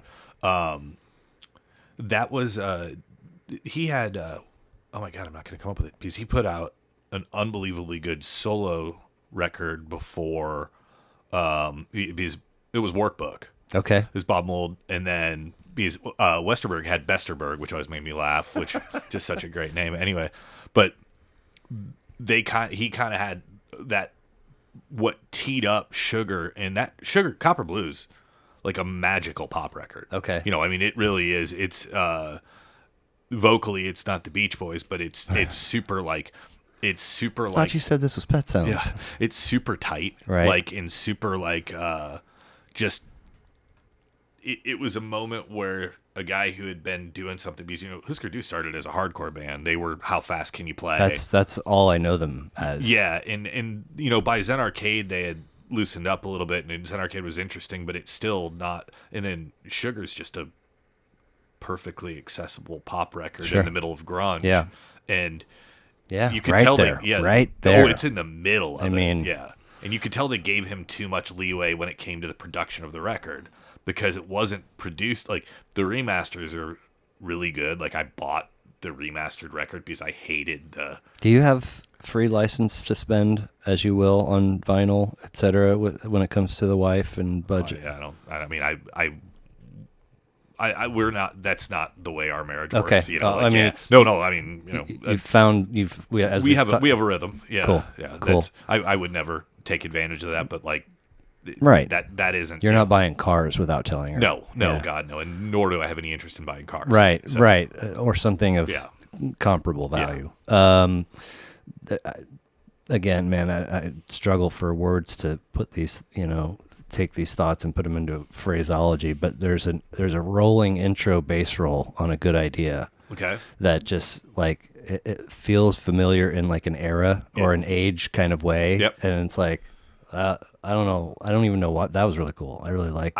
I would never be able to separate anything on that record other than it being on that record because probably what. Well, that's what I mean. It's like this feels like it's familiar, but I can't quite. I can't believe that you didn't get that record through osmosis just by hanging out. Like when you would come through Lawrence, and like I feel like we wore that record out for years. Well, I would really only come back for Thanksgiving and Christmas, and I would work. Okay, I would go to Hen House and I would shifts. just fill my whole Okay, so because I'm working full time to pay my way, and so if I leave, I come back and I don't have January rent. Got it. So okay. Anyway, you were doing a different thing. Yeah. And then Helpless, poppier start to it. Yep. Well, and you got Hoover Dam, which is the poppiest song in the world. The vocals sound like I looked to see if it was somebody different singing. Nope. And it's, no. But there's some cool synth. Yep. The Slim, kind of like an anthem feel to it, which I thought was a really strong cut. And then If I Can't Change Your Mind, I was like, I feel like we're right back in Paul Westerberg land. It's a Buddy Holly song. Okay. You can, if you vaguely know how to play the guitar, you know where to put your fingers on that song Okay. without, like it's one of those songs. It's so, but I like, you don't make mixtapes anymore because we don't have tapes, but like that song still sneaks its way onto playlists all the time Nice. of mine, where Nice. it's just such a it's like musical banaka to me, where it's just such look a at that. it's Banaka. you know what I mean? Like, it's Oh, like, yeah. Slick. Okay, Different tempo, little cleaner. yeah. And then it's like this kind of this tease of the power ballad goes electric. Yeah. Just so like it's a whole lot of different. Yeah, I'm pretty trying similar. to like, if you played the first 3 notes, it would, I realized that there are a lot of people that are like, I don't know song titles. Yeah, so I don't at all. this Like, is I don't know names, yeah. I don't know song titles, but I'm like, but I also don't want to, like, my sister, by the time I guess we're seniors and she's a freshman, or maybe we're freshmen in college, she's got a fat Case Logic, right? Yeah. And she's got avenues that are her thing, and there's a few we cross in a few, and if we would ever wind up talking about a record, she'd be like, "You mean track 5?" You'd be like, "Oh my god, I don't fucking." Yeah, you don't know track. See, I'm better with tracks because I'm cassette. I'm still, I was a Honda Prelude with a like go to 5, go to 6. Yeah, for sure. Okay, so well, now we're gonna move 1 year forward, okay. And this is a somewhat touchy. It's not really touchy, but Midnight Marauders. Okay. Tribe Called Quest. Okay. I've always the best way for me to distill this is to say that stakes is high. Okay. Is like same day. What? Same day. Same day. They came out on the same day. Bullshit. I believe so. No way. Yeah, I bought them. I know I bought them on the same day. Okay. Because I was on a Tuesday. at midnight at Monday. Yeah. Nice. But I was a De La guy before, more than a Tribe guy back then. I've waved this flag saying that I still am, but I really owe both discographies another visit to make sure. Hard to revisit the. Well, De La. You got the tapes over there. I do. I remember for sure. People's Balloon Mind State was the same day. Stakes is High was the next record. It was Balloon Mind State that was the same day as Midnight Marauders. Which I think is the most underrated hip hop album of all time. It's a great record, especially if you stack it up next to De La Soul Is Dead, which was a turd. Yeah. Yeah.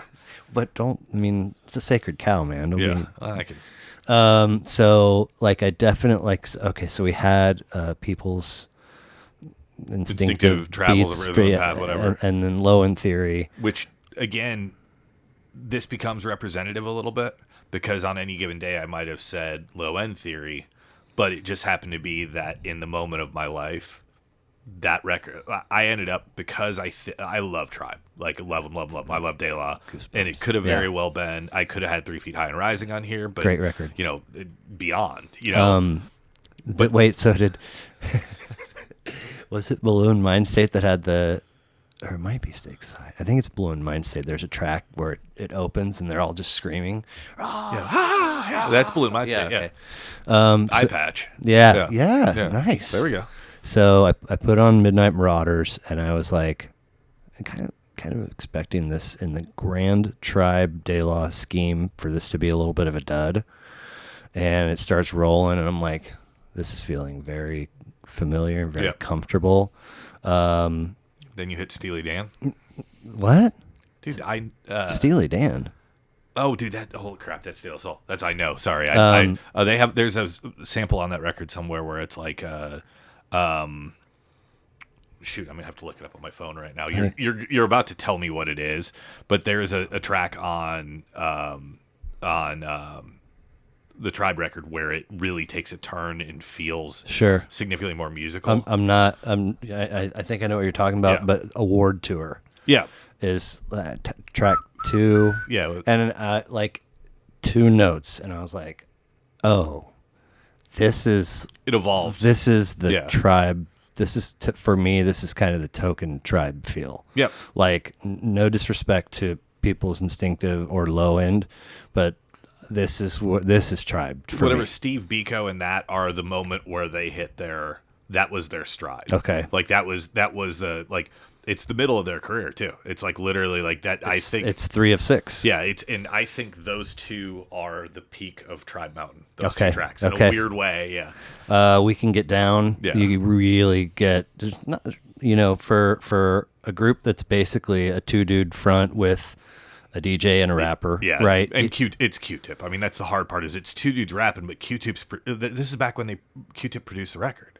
I So know, that's magic, I know, you know, but like if you not everybody goes there in the album credits, right? Yeah. Not everybody's looking at engineers and producers. Yeah. You're looking at the lyricists and But it's the difference between hip hop in 2000 and hip hop in 1993 is that you had a common like it's the Kanye Jay-Z album where they wouldn't record if the other dude wasn't in the same room. okay, And it's the difference between a band and a rap album is that the band does it together, except Right. for the Police on the fifth record. And that's that. Well played. Yeah, that's what that was to me. Is that was back when we were talking. I mean, we started with albums versus songs. That's an album. yeah. You know, well, even by the next record. and I'm not listening to this until like 97, 98. Yeah.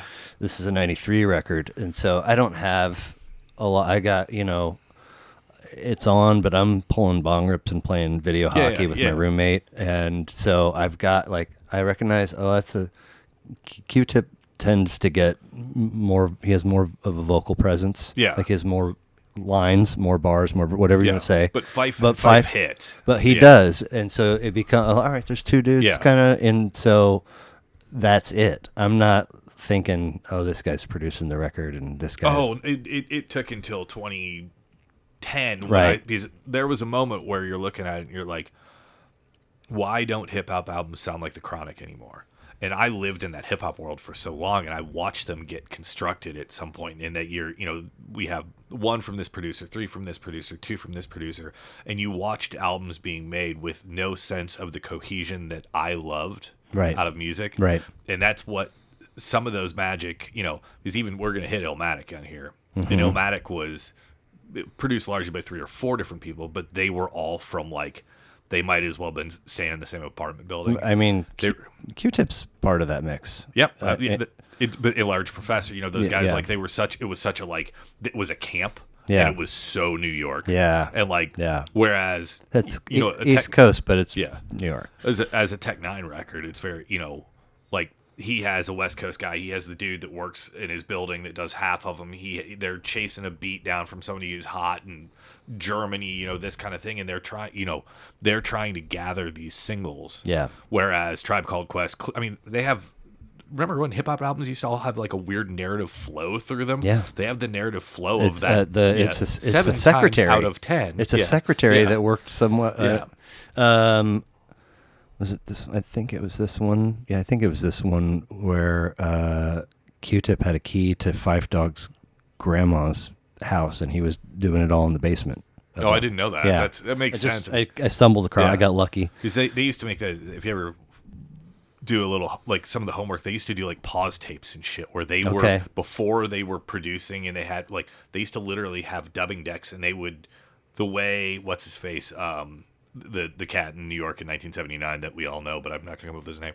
But the way he figured out how to manipulate a record, Q-Tip figured out how to manipulate a cassette deck. Oh, nice. Yeah, where he was making loops on cassettes. Smart. And that's how he started Yeah. making beats. And it's such a weird, that's Well, pretty cool. point is, I'm, in that basic preliminary understanding, you got 2 voices, and I know there's a rapper and I know there's a DJ, Yeah. but I don't, at the time I couldn't really tell you their names. And so this, We Can Get Down, he gets a couple little showcase moments where he's scratching Yeah. and he's working the mixer, and it's like, I wonder if that was even the DJ. It could have been Q-Tip. could have been. I mean, but the way you produce hip hop records, it's such a weird deal. like with R.I.P. and peace to Fife Dog. Yeah. I don't want to keep giving Q-Tip credit that he doesn't necessarily Yeah. deserve. Okay. Electric Relaxation. That's that was the track that I was I had this kind of weird little, where they see the black cat in the Matrix, Yeah. and it was a deja vu kind of thing. For a second, I was like, wait, am I listening to Diggable Planets? And then I was like, oh, that's ridiculous. And then another quick second, I'm like, there's not wholly, but there's layers from both that For that sure. the moment kind of feel. But that was that. It's funny because that record of all of them, like, probably represent not only Tribe Called Quest, but it represents De La Soul. It represents an era, Souls of Mischief, an era of music that all, like, to me was super. That was a moment for me, Right? Like, and that was talk about what doesn't smell like Matt Smith all the time. Like, that was where we were different. Like, I loved that stuff, and I went. I used to go see Tribe Called Quest and De La Soul all the time, and I used to see the Fugees all the time, like weird shit like that. You know, where that you go to Lawrence, and I would clearly be one of four white guys. We're still owed part 3 of AOI, right? What do you mean? Lost me. Artificial intelligence. Oh, yeah. AOI, and then AOI Bionics, and there was supposed to be a third, and we never got Really? it. Yeah, Huh. yeah. So War Tour, we can get down Electric Relaxation, which write those down. I'm not trying to snub the other tracks, but Electric Relaxation is, in my opinion, an all-time hip-hop song. It's fucking... like an all-time, and that was remember the theme song of the Wayans Brothers show? Did you ever see that? Wayans Brothers? No. Oh, that's no. yeah. It's okay. Like, yeah, it was... So those 3 tracks are great, but I you could make, it might be a weak argument, but I think you could make an argument for saying "Oh My God" is the strongest track on the record, just because, like, you talk about your boy Fife. That's a Fife. That's that's Fife. Like, and Busta Rhymes. Yeah, I mean, and there's a horn sample, and I mean, it's interesting. My plane would not have landed there. I mean, it's an awesome track, and because those others, War Tour, we can get down. You kind of you got this feel, and then this one, kind of takes you down that same, and then just starts punching. Hammers you. Yeah, I mean, Scenario, one record before our last, like, that might be the moment. That might be the high watermark of that hip hop, like, of New York hip hop. Right. There's an argument that or like Buddy or one of those, would have been, like, that might be the greatest Crew record of all time. Yeah. And anything after that, like, that's because we're before. Are we? No, we're probably concurrent with, like, the Chronic, and we're in the friendly East Coast West Coast rivalry. Yeah, Chronic's 92. Yeah, this is 93. Yeah, so we're to the point where, like, we're doing different things. Yeah, and it was cool because the Chronic found. I always thought he kind of stole some of the musicality from the New York stuff, but he stole it in a West Coast way. Fighting words. Well, dude, I mean, think about the Chronic versus NWA. NWA was rap. NWA was like New York rap. It was like Cool Mo D. It was it was 808s and shit. And then the Chronic comes out, and that's a George Clinton record. Cool Mo D. I've always put Cool Mo D and Big Daddy Kane in the same camp of they have the skill, but they're not quite as aggressive, and for the most part, they're clean. Right? Yeah, I mean, Cool Mo D, knowledge is king. Yeah, who's Go See the Doctor? Oh no.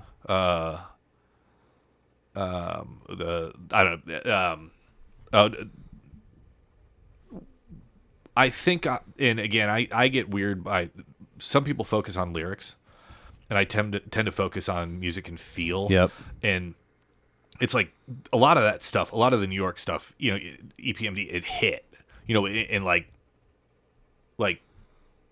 the Chronic was behind. Yeah. A lot of, it's like it's jazz and funk versus punk rock. Yeah. And so that stuff had that, like, energy and the hit of that, like, it was agitating intentionally, whereas the Chronic was groovy. De La Soul G-funk. De La Soul was groovy. Yeah. And it was such a weird, like, I would not be the guy to go through the arc, like the Chronicles of Hip Hop, with there's somebody who's going to be vastly more educated. Yeah. But there's same. But it's one of those things where there was a feel, and I liked the way that feel worked East and West at that point. And I was definitively an East guy at that point. Oh wow, okay. But then, like, I'm probably more of a Tupac guy than a Biggie guy, weirdly. 1,000%. But at the same time, I liked all of Tribe, Chronic, that era of hip hop way better anyway. Yeah. Like, I was kind of over it. Yeah. And I took probably 8-10 year break from hip hop where I would like,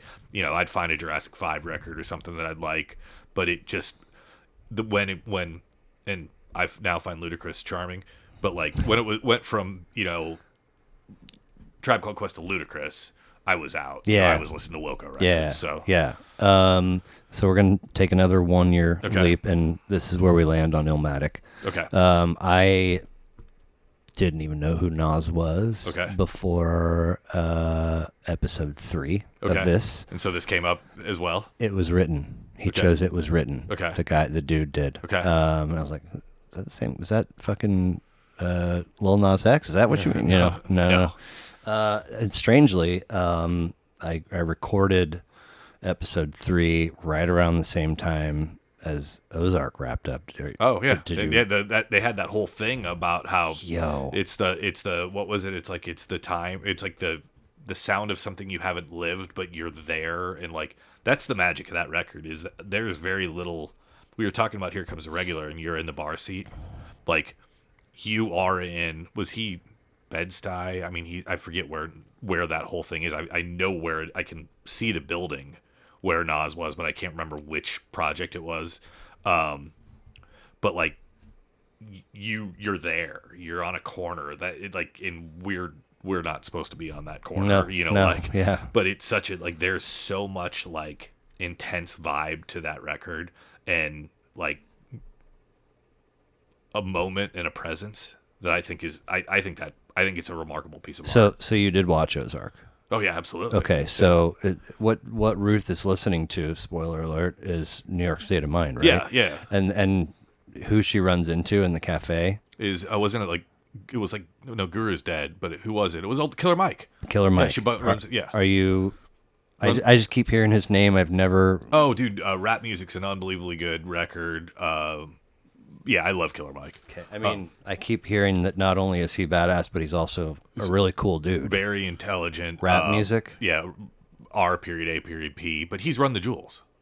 Right. Yeah, and so he's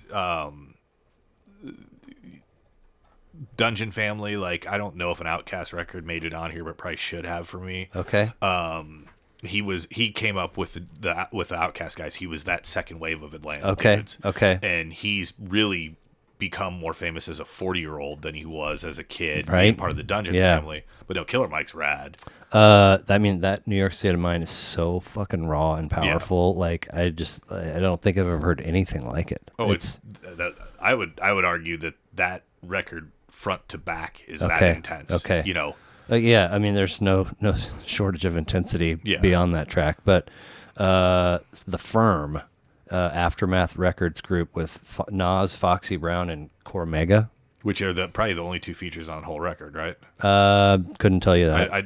That was a other really interesting thing about that record is that even at that point we were starting to have features. Busta Rhymes shows up, this and that, and it's that's one voice. Yeah. At some point that becomes a rock record at that point, right? Because it's if you paid attention to Outkast and like Miss Jackson, that song, Andre 3000 would be like, well, I don't want to tell Big Boy what to say, but he's writing this apologetic track to, I think it was Erykah Badu, to be honest with you, about the things he's done wrong and how he's gonna, talking to her mom and and then Big Boy comes in there and is like really kind of saying, your baby's a grandchild, not a paycheck. Fuck you, Miss Jackson, this kind of thing.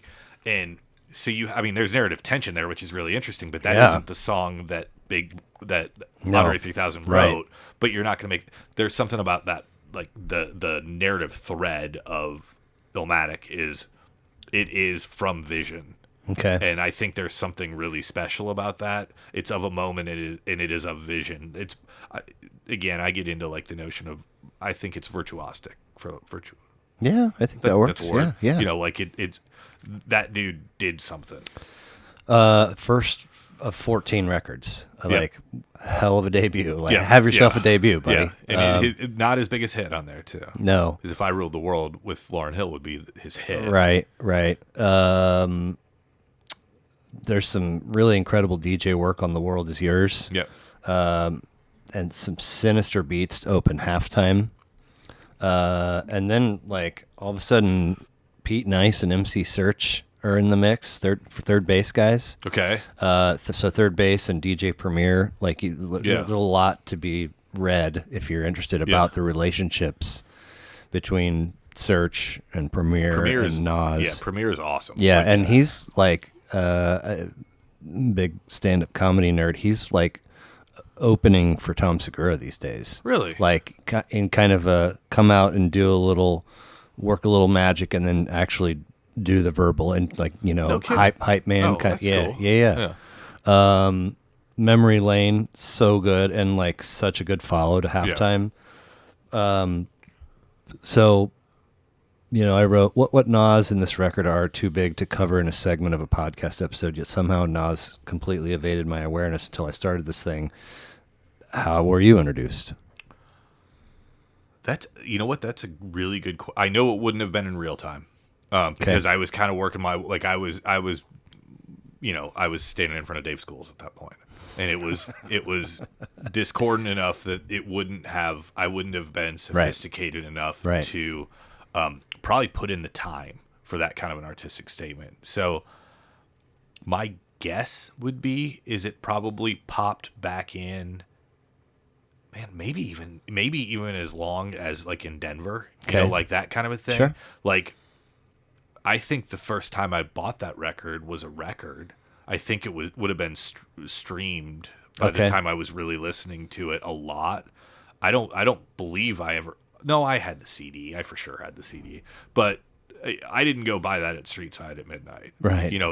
That came into, and I'm sure it was just somebody who was like, "Well, dude, you like this? Do you like that? Check this guy out." Yeah, and I listened to it, and I was like, "Whoa!" And he was like, "Seriously, yeah, whoa!" I've got a lot of work to do to just even get a surface scratch of all that he's done. Yeah, but it's an exciting thing to look forward to. Well, I would tell you that the hard part about and it's those first song, first album things, and it never got better, and that's the hard part for him. Is like it's like you can. I'm not a Nas fan. I'm an Illmatic fan. Okay. In a weird way, like sure, it's like sure. I'm sure I'll listen to it, but like if you're streaming it and then you go to the next record, like. At some point, I just want to go back to Illmatic. Yeah, so it's hard, I was just about, I don't want to say about to check out, but I was like, all right, I feel like and then Represent. Yep. Fucking gangster. Yep. Just like, anyway, 6-year leap and. No palate cleanser. We're going right from Nas Illmatic into Ryan Adams' Heartbreaker. One of them, I think, is doing better right now than the other one. Yeah. Whatever the cute little starter where there's some dialogue. 1, 2, woo! Yeah.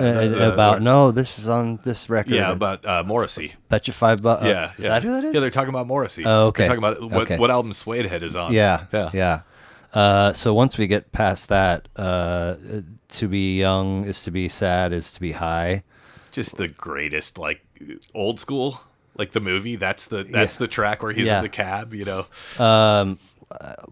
Could that be any more Dylan-esque? I mean, I don't know that he could be anymore. I mean, in a weird way, he's the the deluded bastard child of it in a weird way. Okay. He's Dylan without the he never had the weirdness. Right. He never had the I always thought that if Ryan Adams put out half the records he put out, he'd be twice as big because he just was too prolific. And so after Heartbreaker and after Gold, he was putting out 3 records a year. And if he had put out one in outtakes, he would have put out great records. Strangely, my buddy from episode 1 that was talking about the Beatles and oldies versus rock and roll, we started talking about him somehow. And he was like, that guy, he's notorious for, here's the project. Yep. And they go into the studio and they record the whole thing and he doesn't like something. And so they scrap it and it goes into the vault and they start over with a new project. Yep. And I was like, for real? Yeah. No, I think he's got like fucking 10 albums. Oh, I bet he has more than that. If you really look at it, because he was putting out EPs, he was putting out just garbage. Okay. And I honestly think the dude's just unbelievably, or was unbelievably prolific. That's for 15 exactly what years my buddy because- said. Yeah, Yeah. because he was with the Cardinals for a hot minute. Okay. Wasn't he? I'm going to screw this up, but he was before that. Wasn't he Whiskey Town? Yes. Okay. Yes, yeah, he I was was. going to say, and so Yeah. like to say 10 albums, he's probably more like 25 if Yeah. you really dig into Yeah. the B-sides and the stuff that never really came out. And So- he turned out to be an asshole, I think. Well- Like, I think he got Me Too, didn't he? I think he was like the lead.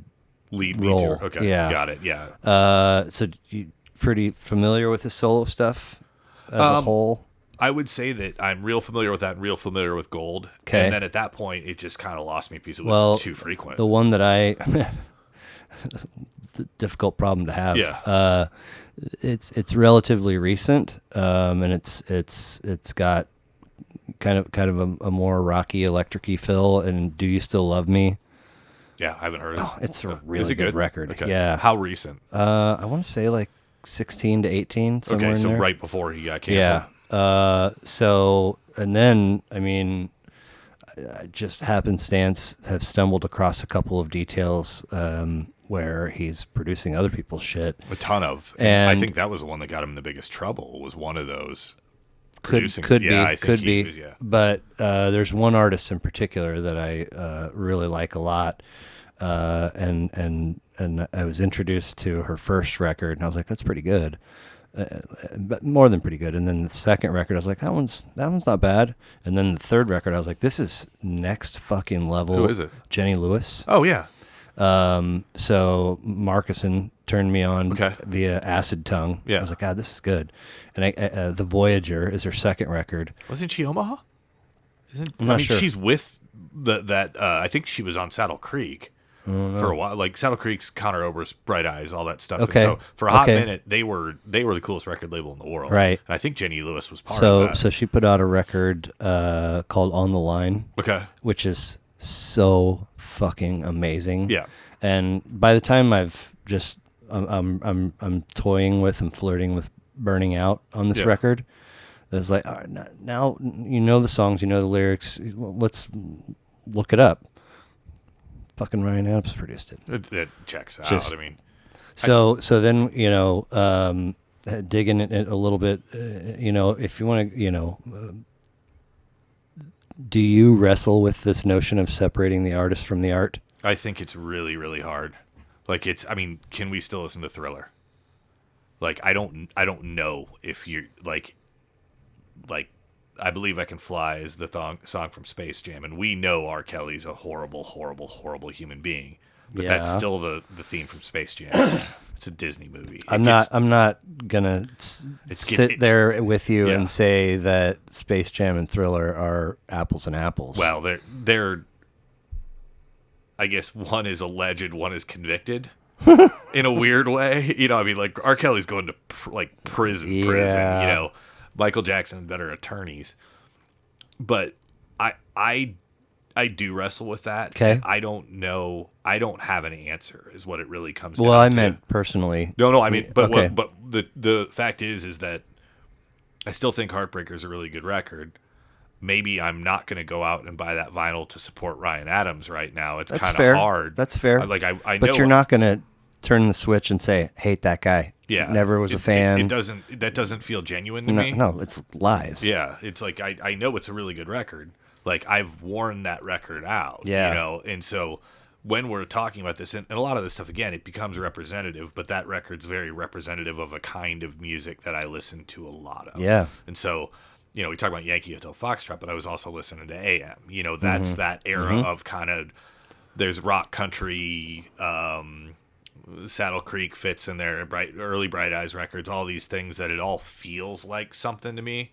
And that's the mountain of those records in my brain. Right. And yeah, and again, I think the guys, I'm reasonably confident he's a proven dick. Like, we don't want Ryan Adams to be dating your daughter. We knew that for sure. No, but Made a couple good records. he made a couple good. Like, so I think the deal is that, to your point, getting involved in these producer roles with female artists and saying like, I'll promise you the moon if you Yeah, whatever. take your pants off or whatever it was. That's a troublesome area for him, Yeah. obviously, and I'm not trying to like minimize anything that any of his victims went through, but like I think it's possible that he's really talented as a producer, and so like if there's somebody that's a little green, a little raw artist wise, and if he can get in there and do his thing without doing that stuff, like second chances, I don't fucking know. It's so hard because artists have always been unhinged. Right? You know, I mean, that's the thing is artists are tortured, but at the same time, I would never I'm not in the position where I can give anybody a pass. That's not my pass to give. You know what I mean? 100%. And so I just sit here and I assume the guy's a raging dick. Yeah. I know Heartbreaker's a good record. And so if we're going down, I mean, not to be silly, but if you go down my Spotify plays, that record had to be on this list because I listened to it that much. Yeah. And so whether or not I can admit to liking it's a great record. Yeah, it really is. Yeah. I don't know where or how, but I knew within 2 seconds that I had heard "Oh My Sweet Carolina" somewhere. Yeah. I don't know. I'm sure it's been on 12 movies. I mean, it's such a. It's also who is that? It's Emmylou Harris. Emmylou Harris, who's uncredited on Desire. Oh yeah, she's One More she's Cup of all Coffee. She's all over that movie. And like God, she did All the Road Running, a record with Mark Knopfler. Yep. And like dual credit, Yeah. right? And it's a beautiful record. Yeah. I don't know, like I hear two notes. I'm like, Emmylou Harris. Yeah. I just love her voice. I think she's probably been in a couple of shitty situations and still just keeps. Well, that's Sweet Carolina make you cry. I mean, it's such Dude. There's some banjo work on Bartering Lines that is just a fantastic element inside this Western feel of a track. Yeah. I mean, obviously a lot of this record kind of leans to the, folky quiet. Yeah, but it's something extra there. Come Pick Me Up. I wrote. They don't write them like this anymore. No, that's of the representative songs. That's such a moment of that. It's the Neo Dylan thing. Yeah, it's such a Don't Ask for Water. More Dylan. Yeah. Musicianship in My Time of Need. Just, I mean, there's a couple of sort of sleepy moments in the record, but for sure it gets. I mean, it's not a party record. No, but it's unless you want your party to end. Yeah, exactly. I got to pee real quick. Cool. I know we got to get you out of here, so I'm trying to move. We're all good, dude. Okay. Yeah. Okay. So now we move into 2001. Okay. Is this it? Ooh. The Strokes. The most anticipated, like one of those records that was supposed to be such a big deal, and I got it, and I wasn't sure about it, and now I love it. I was like, sort of tacking, in a mental sailboat, trying to find the breeze to carry me through this thing. Yeah. And then I was like, oh, I know some tracks on this song. Good. Good. But first of 6 records for them. Yep. Opening track, title track, great guitar riff. Yep. Some popcorn bass Yep. happening.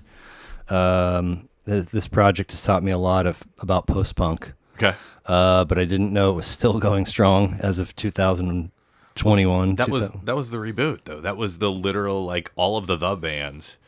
I think you can represent all of the bands with that record. Where that garage rock revival.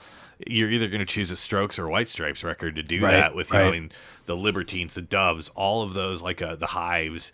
I loved all that stuff because it was garage rock. Well, the feel of this record, not identically, but in some senses, it matches the feel of a lot of stuff from your list. Yeah. I had a dude who gave me a list of 16, and like so much of it was post-punk and British shit. Yeah. And it was like, how did you? I mean, my shit seems linear. I don't know, because it's oldies classic rock, and I stayed in that camp too long. Checked out and did some hip hop and rap, and eventually I'm in jam band but I never veered down a path. I mean, it seems like you've veered down many paths, but that sort of feel seems like something of a constant for if this 19 record list is a snapshot, you think there's a lot of songcraft in there. Okay. And I think that's a weird thing that really holds these together is that the Strokes craft really good songs, in my opinion. And I like, not songwriting, but songcraft. Okay. And even the record they put out this year is still like really, really well. I think the two before this were bad. Okay. They just weren't. Still the same lineup? Yeah. Okay. Same five, which is crazy. Yeah. To think about, especially they were punk, art school kids. Right. They're prep school kids. But those first two albums were really, really well crafted songs. And again, there's such it's weird that we keep coming back to this, but there's a pop element to that record. Mm-hmm. I thought it was going to be a New York Dolls Stooges record when it came out, like that kind of thing, where it was I thought it was going to be raw punk rock. Yeah. And I got it and I put it in, and I remember that I bought that CD. It came out right after September 11th. Okay. Right about the same time Yankee Hotel Foxtrot came out, because they were both delayed in a weird way. Strokes got delayed because they had a song called New York City Cops on that record. Oh, shit. That was absolutely, the hook was New York City Cops, They're Not Too Smart, and they couldn't put that. No. The English version of that record has that song on it, Okay. but post September 11th you can't put No. that record out. And So they had to yank it. They had to, Foxtrot, they rejected it. yeah, it was- and they got kicked off the label, or the contract. yeah, was, they got paid by the same label twice. That was awesome. But, yeah. But those records, in a weird way to me, I just moved to Denver, are really connected in my brain. Funny. On two different, two bands that could have been the same that went completely different at that moment. Completely. Because Wilco left pop and went Yankee Hotel Foxtrot. Well, and how many lineup changes have they had? Yeah, and that there's a chart that's like from these years it was these guys, Yeah. and then it was here, and then you got you have Tupelo, and then you have Sunvolt and all these other and Sunbelt. If you really trace that, I don't think they don't have a common member record to record very often. but they've put out 9 records. Yeah, and all of them are the same. Yeah. you just buy trace, and they just get worse from there. Oh man. So someday. Yep. And last night. Yep. Obviously. Someday this is one of my favorite guitar riffs of all time. Just so jankly and happy, and it's such good pop. Yep. Probably a track that Matt Smith is fond of. I don't know. No? Weirdly enough, I don't know that he's a Strokes guy. Okay. We'll have to ask him next time. Before we end this, we got to talk about the Strokes and my 17-year-old daughter. So okay. Hard to explain. That Yep. one feels familiar too. I don't know how or why. But didn't have a whole lot else on this one. I really, really liked the garage rock revival thing that went on for 5 years. This was, in my opinion, it wasn't fair because the White Stripes probably were the beginning of it, but this was the beginning of an era of music I really, really liked. Yeah. And music was fun, it was edgy, it was, right at the moment where you're hitting the age where you're getting uncool. And that's really where that was. I'm 26 at that point or something like that.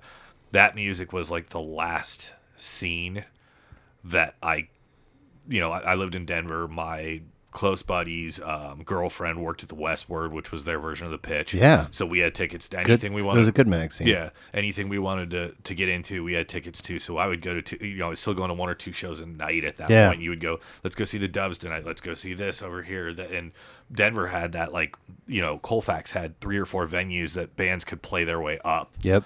And so. Well, sorry, go ahead. No. It was one of those deals where you could see the Doves, who were playing at Glastonbury 2 weeks ago, playing in a 700-person room.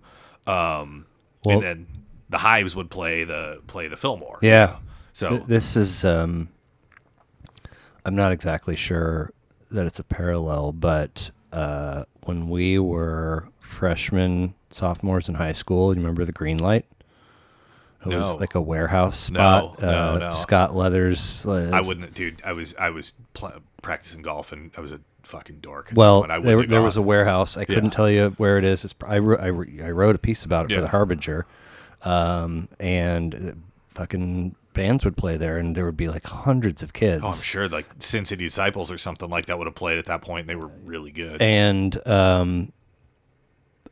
natural progression. Some of the earlier shows, you might get into the second band or possibly a third, and then eventually the cops come. Got it. And then as popularity, grows, shows are getting broken up earlier and earlier because it's just like somebody had access to this warehouse. Yeah, you can't do that. And somebody would, hey, we're charge $3 at the door, and it was a blast. It was so fun. Yeah. But that was kind of the first stepping stone for me to start. Once we're of legal driving age and have a vehicle. Now I'm going to Lawrence. And I'm seeing shows. You go to Liberty Hall and Bottleneck. Luckily I had a pretty good fake ID. Yeah. And so it's kind of like, this I can't really put a finger on it, but it's really cool thing that a number of people are taking a big risk on. Like getting in trouble or whatever. Probably some kind of financial risk as well. But they're making it happen. They want to make it happen, and that's trumping everything. And then you go, obviously the Lawrence scene is legit, but it's a drive.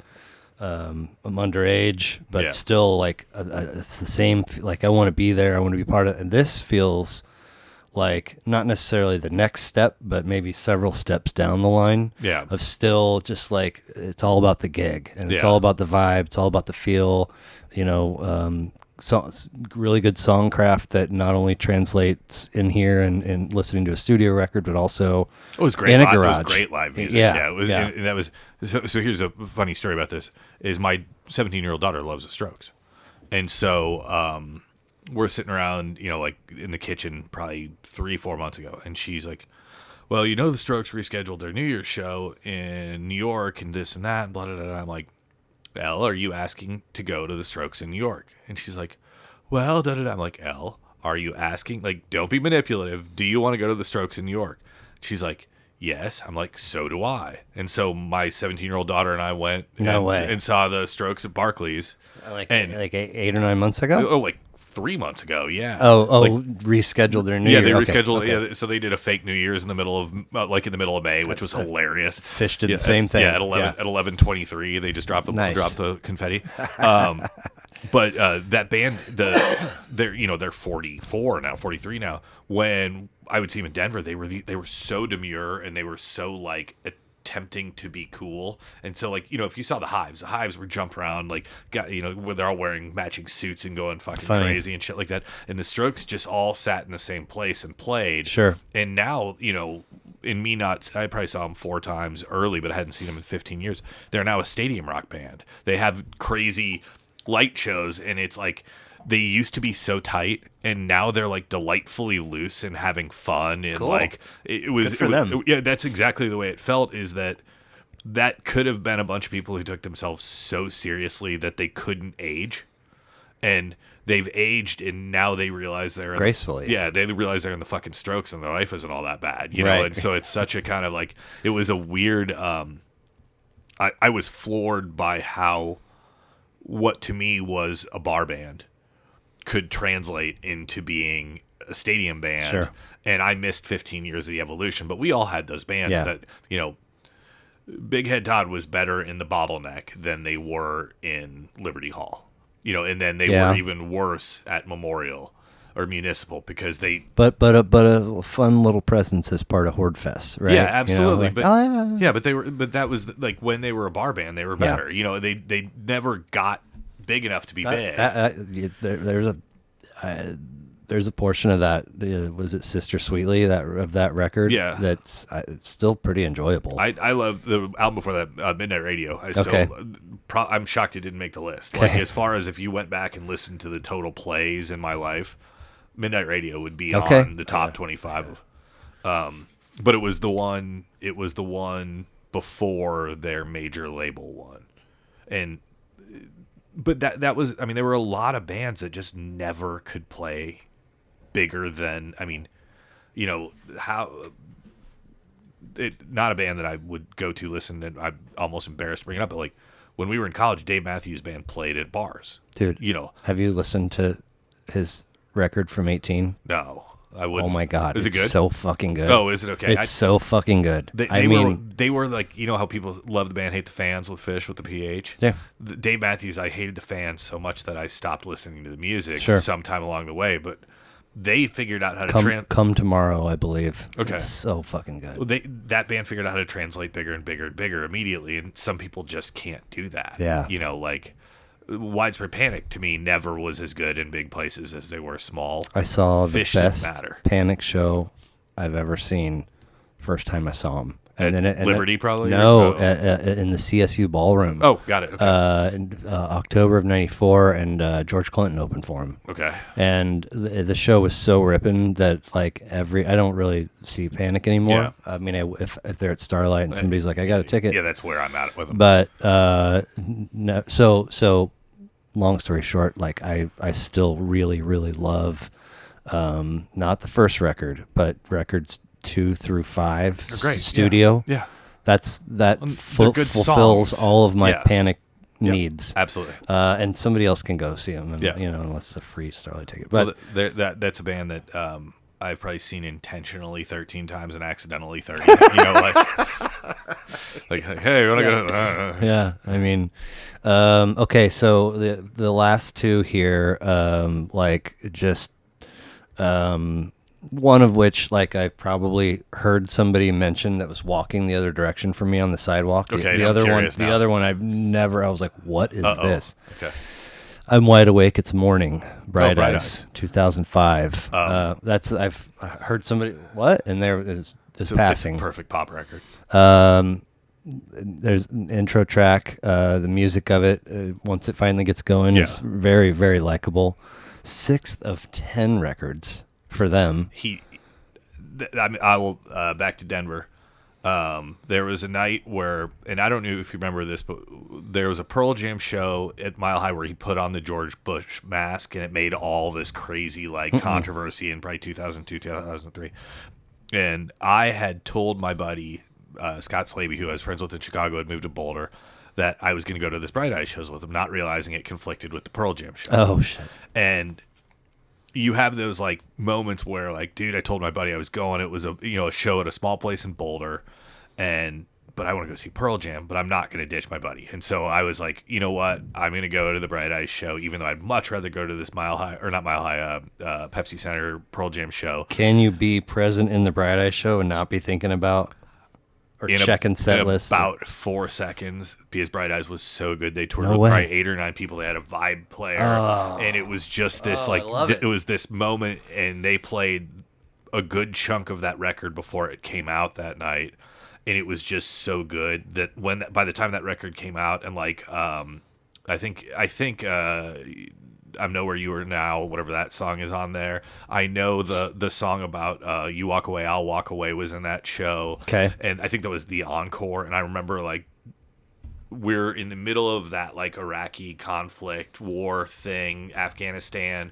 The world had turned away from being together on September 11th, and we're wondering why these wars are happening. And Pearl Jam's making this like big, broad statement, and like through the music, Bright Eyes was doing the same thing, and it was really, really like just of a time and of like, I mean, there aren't a lot of things that, we talk about it being cloudy. I can remember what the stage looks like. I can remember the show. I can remember the night because it was that impactful. And it just, then that record came out and it was that good. Nice. And so.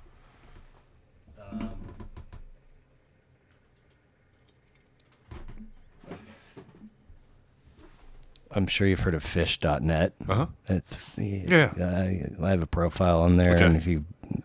and there's so much amazing information on Yeah. there, and like I was at that show, and so I know that Friday, Saturday, Sunday of this weekend will be 78, 79, 80 for me. Okay. And like I might be hanging it up after this, like Okay.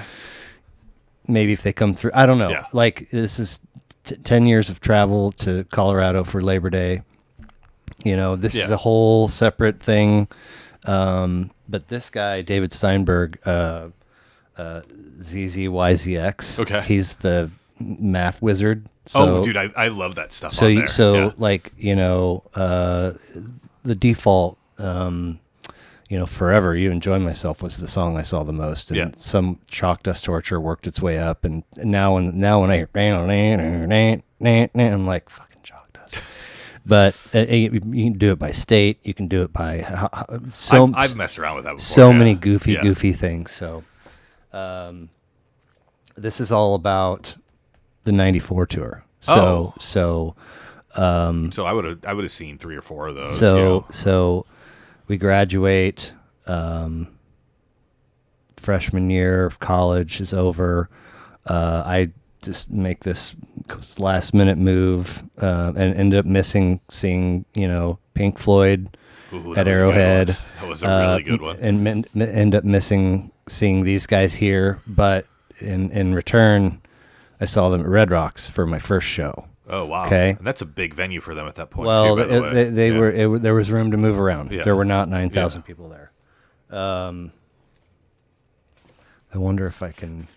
So this book came out, and I was like kind of aware of it. That summer show would have been my first show. Yeah. I think it was a lot of our first Yeah. shows. Damn it! All right, we're May, and I tell you, dude, like I had Rift, I had Junta, I had Lawn Boy, I had Nectar. I didn't know them all like the back of my hand. And I just started my bootleg collection. It was very small. Yeah. So like I had an idea of the feel, this way, but like I'd never experienced it. And so first set, I'm up high, and I was having there was room to move around. People are dancing, and then my buddy, he's like, "Come, we're second row. Come down." So I come down and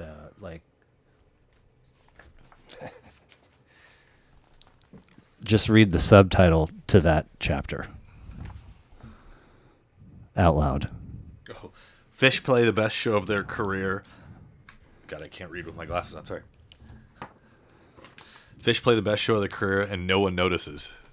You were there. That's my first That's show. Awesome. Yes. So that is awesome. And for he's a fun follow on Twitter, and he sees way more shows than I could afford to or care to, really. Yeah.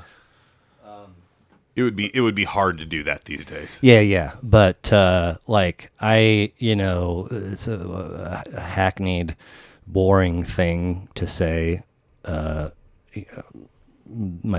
melted my face off, but that second set, second row, and now it's you got the lights. It's dark. It's light. I think I've heard a time or two that like late '93, early mid '94, there's maybe some cocaine happening with those guys. Oh, okay. So like high energy kind of. Anyway, that's really cool though about how fun Bright Eyes show ended up. It's a moment, and that's weird. Yeah. Like, I mean, that's kind of what. It's funny because you're talking about going, I was 2 years behind you seeing shows. I probably started seeing shows when I was maybe a junior in high school, and going up to Lawrence and stuff like that. But there was something about it. And no, we're right there. But you were probably a sophomore going to that Greenlight place, Well, yeah. Okay. Like you beat me by like, I was just dabbling. Okay. By the time I was probably, halfway through my senior year, I'm starting to, and I'm sure we're at the same shows, like just starting to go to shows as something that like my daughter's been to 100 concerts, like she loves it. It's her favorite thing. And she's like a, preppy little sorority girl, but it just happens to be what she loves. Good job, Dad. Yeah, good. We win. Right. When you catch those moments, and they're not that, the reason you're a huge Fish fan is you caught a moment. Yeah, like this. Okay, so there is. It's a weird thing to take one song that's been released on a studio album of theirs, but I'm assuming that you're pretty familiar with Stash. Uh-huh. Stash is unique in that, like, the recorded version of it is crisp and clean, but it's also pretty freaking trippy. Yeah. I mean, they kind of get out there and they bring it back in before. But this is before people are clapping. You can hear Fishman's wood blocks, But when they go into that, and it, like the lights, and I've had some cold ones and choked on a doobie. I haven't. Yeah, you're not on the other side of the rainbow. No, and I'm just like, I didn't know this was like this is crazy. Yeah. Like, and so I was like, this is going to be my forever. Yeah.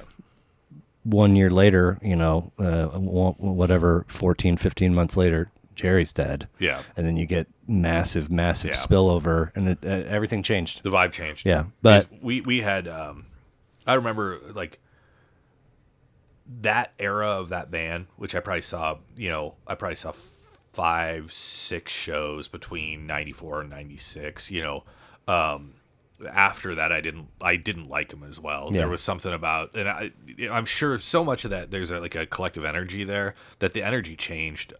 And I always thought the energy changed aggressively around like 98, 99 when in a weird way, the drugs changed, where the people that were there used to be smoking a little bit of weed, and it was the way, the Dead was kind of a communal thing. And then like Widespread Panic, I noticed it's even, you could feel the difference when people started doing cocaine at those shows, right, and ecstasy, and it was like it got more like teeth grindy and aggressive, and it wasn't the vibe that it was supposed to be, and that was never my thing, right.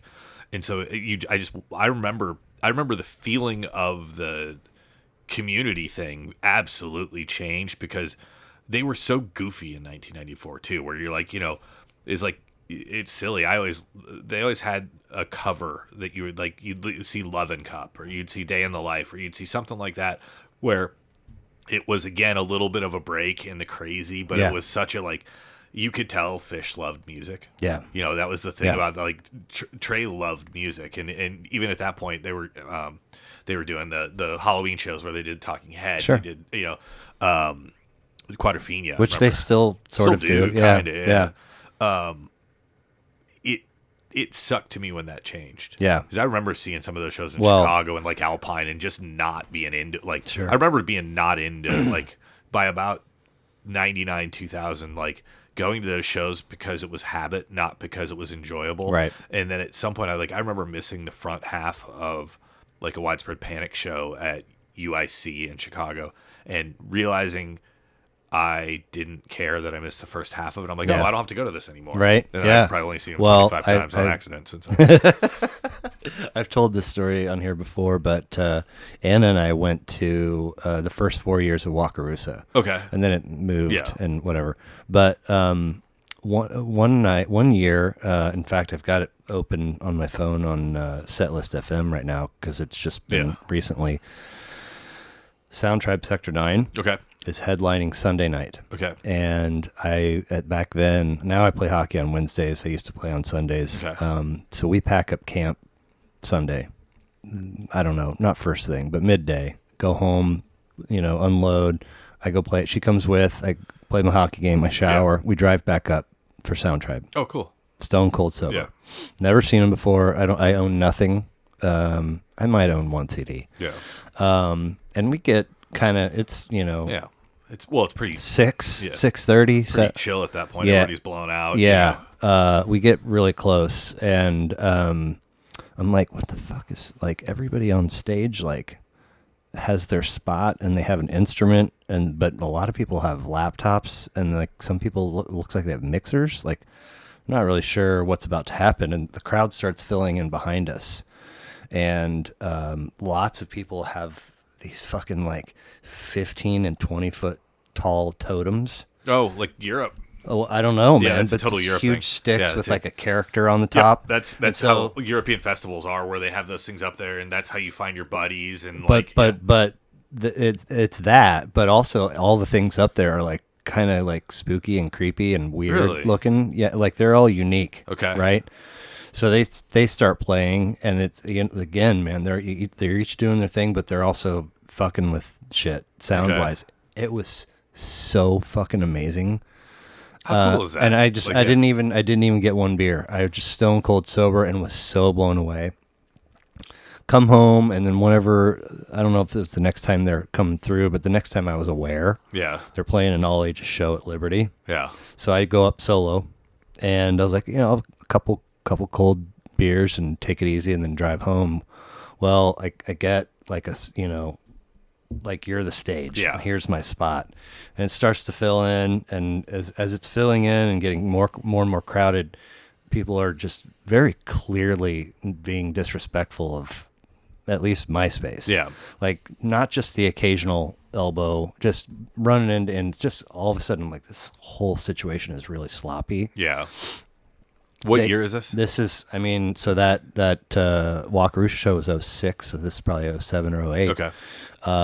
Band takes the stage, lights go out, and I mean, now I'm not checked in at all. I'm literally just you're in a mosh pit fighting to keep my space, and I look over, and this group of kids that they'd kind of come in and claim this space here, and they're just there's constantly one coming or going.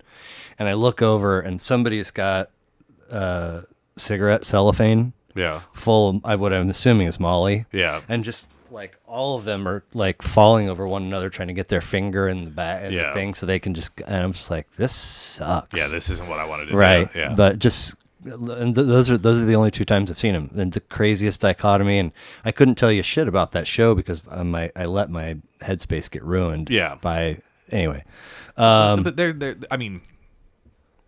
Can you imagine having been the Grateful Dead and trying to keep a vibe for 35 years? Like, because I mean, Fish didn't do it. Like, Fish fell apart. I mean, they were by the time. When was 1.0 over? Was that 01? I think so. Yeah, like by the time those weren't good shows when you were like the 98, 99, like they weren't. Like, I think if you stack 98, 99 against 2000, 2001, 2002, much better. Yeah, but whatever the late ones were, like right before they were done. Yeah, they I don't remember enjoying them. Well, the craziest thing is, and it's pretty hard to strip the bias out. Yeah. But since they came back, I think they're really good. Light years ahead of anything they've ever done. So much fun. I agree. Anyway. So what's my last one? Well, okay, so 6 to 10 records for them. Emmylou again. Yeah. And it's like Q-Tip on Nas. We keep getting kind of people from your people. Yep. Okay, so you give me this list of greats that touches classic rock, hip hop, rap, singer songwriter, punk, post punk, indie rock, garage, modern stuff, alternative. Where does this eclecticness come from? I mean, it's really remarkable. I mean, and it's not just the teeniest little toe dip in the water. It's like your shit, and you love. I don't want to say equally, but it feels like equally. No, it's I think maybe probably we started with my dad. I'm sure it comes with having heard a lot of weird stuff as a kid and not to, I guess I would say to lack bias towards things, even though I started it with saying I thought most of the stuff was bad that he was, like at times he was listening to stuff, but like I think maybe I've been lucky enough to have, one, I played music. Yes. So that helps. And so you go into waves, and then two, because of what I did for a living, the exposure, my brother-in-law one time said that, and he was working at a car dealership because he was about to buy a car dealership, and he was like, well, it's weird because the people here want to talk about like NASCAR and whatever, and he's like, I want to talk about golf and stocks. Well, all I've ever wanted to talk about is movies, music, and art. And if you work at an ad agency in the creative department, all you talk about are movies, music, and art. And so I think on some level, like, at any given, I think the only two places you can do this are being on a wait staff or being in an ad agency where you're with a bunch of people who are all wanting to be something else. It sounds like you've had a funnel of intentional and a funnel of accidental, just kind of feeding like a beer helmet. Yeah, absolutely. And that's what you do. And you're the dude who sat next to me at Bernstein Raid played drums. Right. And, we played in a band together for a minute, and he loved Boston power pop. And so I learned super drag from him. Nice. When would you have learned that otherwise? Well, he was playing. I'm like, this is cool. And so I missed that, but I like it, So Train Underwater, I don't know what to do with it, but it's gorgeous in terms of its verses and tone and storytelling. Yep. The refrain and I'm not as big a fan of because they change it up, and then they come back to this thing. Not sure how, but I definitely know First Day of My Life. It was in a movie. Okay. It was in like Anchorman, but not really, something like that. It was it absolutely, I feel like he's been in like a Judd Apatow or one of those kind of movies. Great Horns and Landlocked Blues. That's the song that if you put it in the context of war that night, if you really think about it, You Walk Away, I'll Walk Away, and it's all about the stick in the street and all these kind of things. And that song to me, when I saw it live, was a statement. When they recorded it with the female vocal and stuff like that, it took some of the edge away from that. Interesting. That is like as poignant, that moment, that night was as poignant of like an anti-war thing as I've ever heard, and as intelligent of one. Okay. Because I think we literally had invaded Iraq that day. Yikes. And so you're listening to that, and I'm like, it's a really, because there's, I think the more blunt one comes later on the record where they're like, it's ABC, CBS. No, that's a different record. Yeah. ABC, CBS bullshit, fact or fiction, they give you an even split. Like, he was really paying attention and like phrased it in probably the way only a 19-year-old kid from Omaha could do it at that moment, right. where it was like it wasn't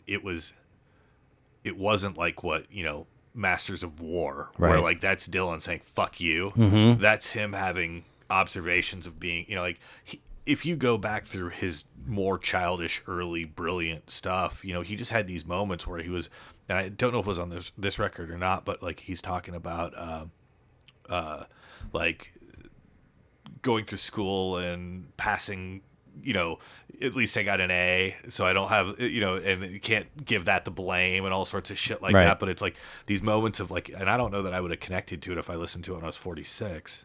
But at that point, you're like, oh, it's such a like evolved, childish way of looking at the world, because your angst is very recent towards being forced to do your homework. Like I think somebody did attack you with a stick on the street in the last 4 years, and but you've somehow managed to turn this into an articulate point about war. There's something crafty about that for sure, which I don't think at some point, like Billy Corgan, they were talking about it like after Siamese Dream or whatever, and they're like, well dude, why don't you write these angsty, pop or punk anthems, this kind of thing. He's like, well, I'm kind of rich, and some days I sit on my couch and drink beer and watch football. And you're like, it's really tough to go back to where that dude was in that record. You can't rechannel that. You can't fake it. You can try. But you fall back on craft. Yeah. You fall back on your bag of tricks, and that's why very rarely do people make it translates to sporing. Yeah. I would think. So we're staying in the same year for the final. Okay, I'm curious. Black Sheep Boy. Oh. Okkerville River. So you never... I was like, which one's the artist and which one's the album title? Got it. That's a record. Third, again, and mind you, my college town in which I had a 3-year weekly 3-hour radio slot, lots of singer-songwriter. Will Oldham or whatever his name is, yeah. I don't think I've ever heard anything like this. Third of 9 records. How do you even know who these people are? That one came super. Well, it's only 12 years old or something like that now. That one came later. Or what year is that? 05. 05. I just have the 10-year anniversary record, so apparently yes. Which is like a double. Yeah. I accidentally have 2 like volumes of this record that are different. Like I think I forgot I had it sitting in my office at one time, and I bought it again, and it was a different collection. Sure. I think I came to that. In 15. 12, something like that, where somebody was going. I think we were in the white iPad or iPod. Or whatever. What were those things called? Were those called iPods? Yeah. Yeah, like the white things that you carried around with you all the time that had, 256 gigs worth of music. Yeah. And so I think I had a buddy of mine grab my iPod and was like, and he, great dude, love this guy, but he was like, oh, this is crap, this is awesome, this is crap, this is awesome, that's awesome, holy shit, we listen to the same stuff, this is good. He's like, you don't have Ockerville River? Oh, it's Ockerville. Ockerville, okay. yeah. My And bad. I'm like, no. I should have the second K should have clued me in that it's Ockerville. I could be botching it. And I was like, no, I don't. And he's like, it was kind of like in what was that terrible movie Garden State, where it was like, listen to this record, it'll change your life. It was kind of one of those. And like, I respected the guys musically enough that I listened to it the next day. And I was like, holy shit, this is really good. And I think like that dude's special. And the rest of their catalog's a little bit more uneven, whereas that's a great record. Yeah, it's definitely. Yeah, it's There's a song called For Real that's got like a really wild transition in it. yeah. And so I'm listening, and eventually I scroll, and I was like, dude, there's like 15 musicians or something crazy. I mean, like, it's the same as Bright Eyes. It's a collective. A couple of those people are playing like 5, 6, 7 instruments. Yeah. Not necessarily on the same track, but but a lot of talented folks Yeah. sitting in for this. A king and a queen, lots of texture, lots of cool stuff happening. The latest Tufts. Yep. I just wrote wow. You're gonna miss. I'm gonna have to look up because I don't know song names. I'm so bad. I think. Give me 2 seconds. Yeah. One of the most like we were talking about. Here comes a regular sitting in a place and you know where you are. Give me a second. Sorry, this is boring. Oh, dude. Okay, here we go. Black. And it's the song about the girl being molested by her dad. And Off of 10? No, off of the song Black. Okay. I know it was the fourth song. I didn't know what the name of it was. And it is so narrative. And so, like, it's this guy saying how he wants to go back and kick this dude's ass. Like, is it dry? What do you mean? That you said so narrative. It makes me seem like your attention might trail off. I mean, is it? Oh, no. It's the emotion of a dude wanting to go back and confront the stepfather who molested his girlfriend, who is trying to let it go. And it's such an intense, and it's wrapped in kind of the poppiest song on the record. Okay. Weird. Well, the final note I wrote was a lot of tracks on this record seem to ignore traditional songwriting structure. Yeah, and then Black is by far the most, and that's the one. It starts with the kind of the bouncy organ. Okay. And but if you listen to it, it's like he's talking about the moment he wants to go back to. It's April 12th. It's this, and I don't know if it's real, but Jesus Christ, does it sound real? Yeah. And you're like, he says the girl's name in it, like. It's so it can't be real because he says her name. You know what I mean? But right. It's go back to art, you go back to moments, you go back it's so special in the fact that I don't know that anyone that's a fucking subject matter you don't generally write pop songs about. No. And you don't write or really revisit. No. Unless you're in your therapist's office. And beyond that, ultimately, it's not your battle. Right. This isn't your fight to go back and fight this guy. Like, very specifically, if anything, we've been trained with in the last 5 years. But you would think if she's trying to let go, maybe he thinks he's going to get like a special tool and deliver it, and that's going to help her complete the process. Yeah, I don't know. I don't know. I think if you go back and if in the modern enlightened people we are, we know that's not your damn role. No. But it that's the song that makes that record to me so special because it's such an unbelievably well crafted moment. In their Bright Eyes and Ockerville River have that commonality of being they're scene bands. They felt a little kinnish. Yeah, right? Absolutely. Because and different labels, but they're Bright Eyes is Conor Oberst. Ockerville's I think it's Will Oldham is his name. I think so. And so they are the light to all of the really talented moths in a scene. Nice analogy. Yeah, I was trying to get to it. There's something about a magnet. I don't know. But because of that, both of those are really, really musical records. They are. like really talented, and like the difference between jazz and pop is your parts have to service the song in pop, whereas in jazz your parts service the musician. And I think a lot of both of those records are really, really cleverly played. Sure.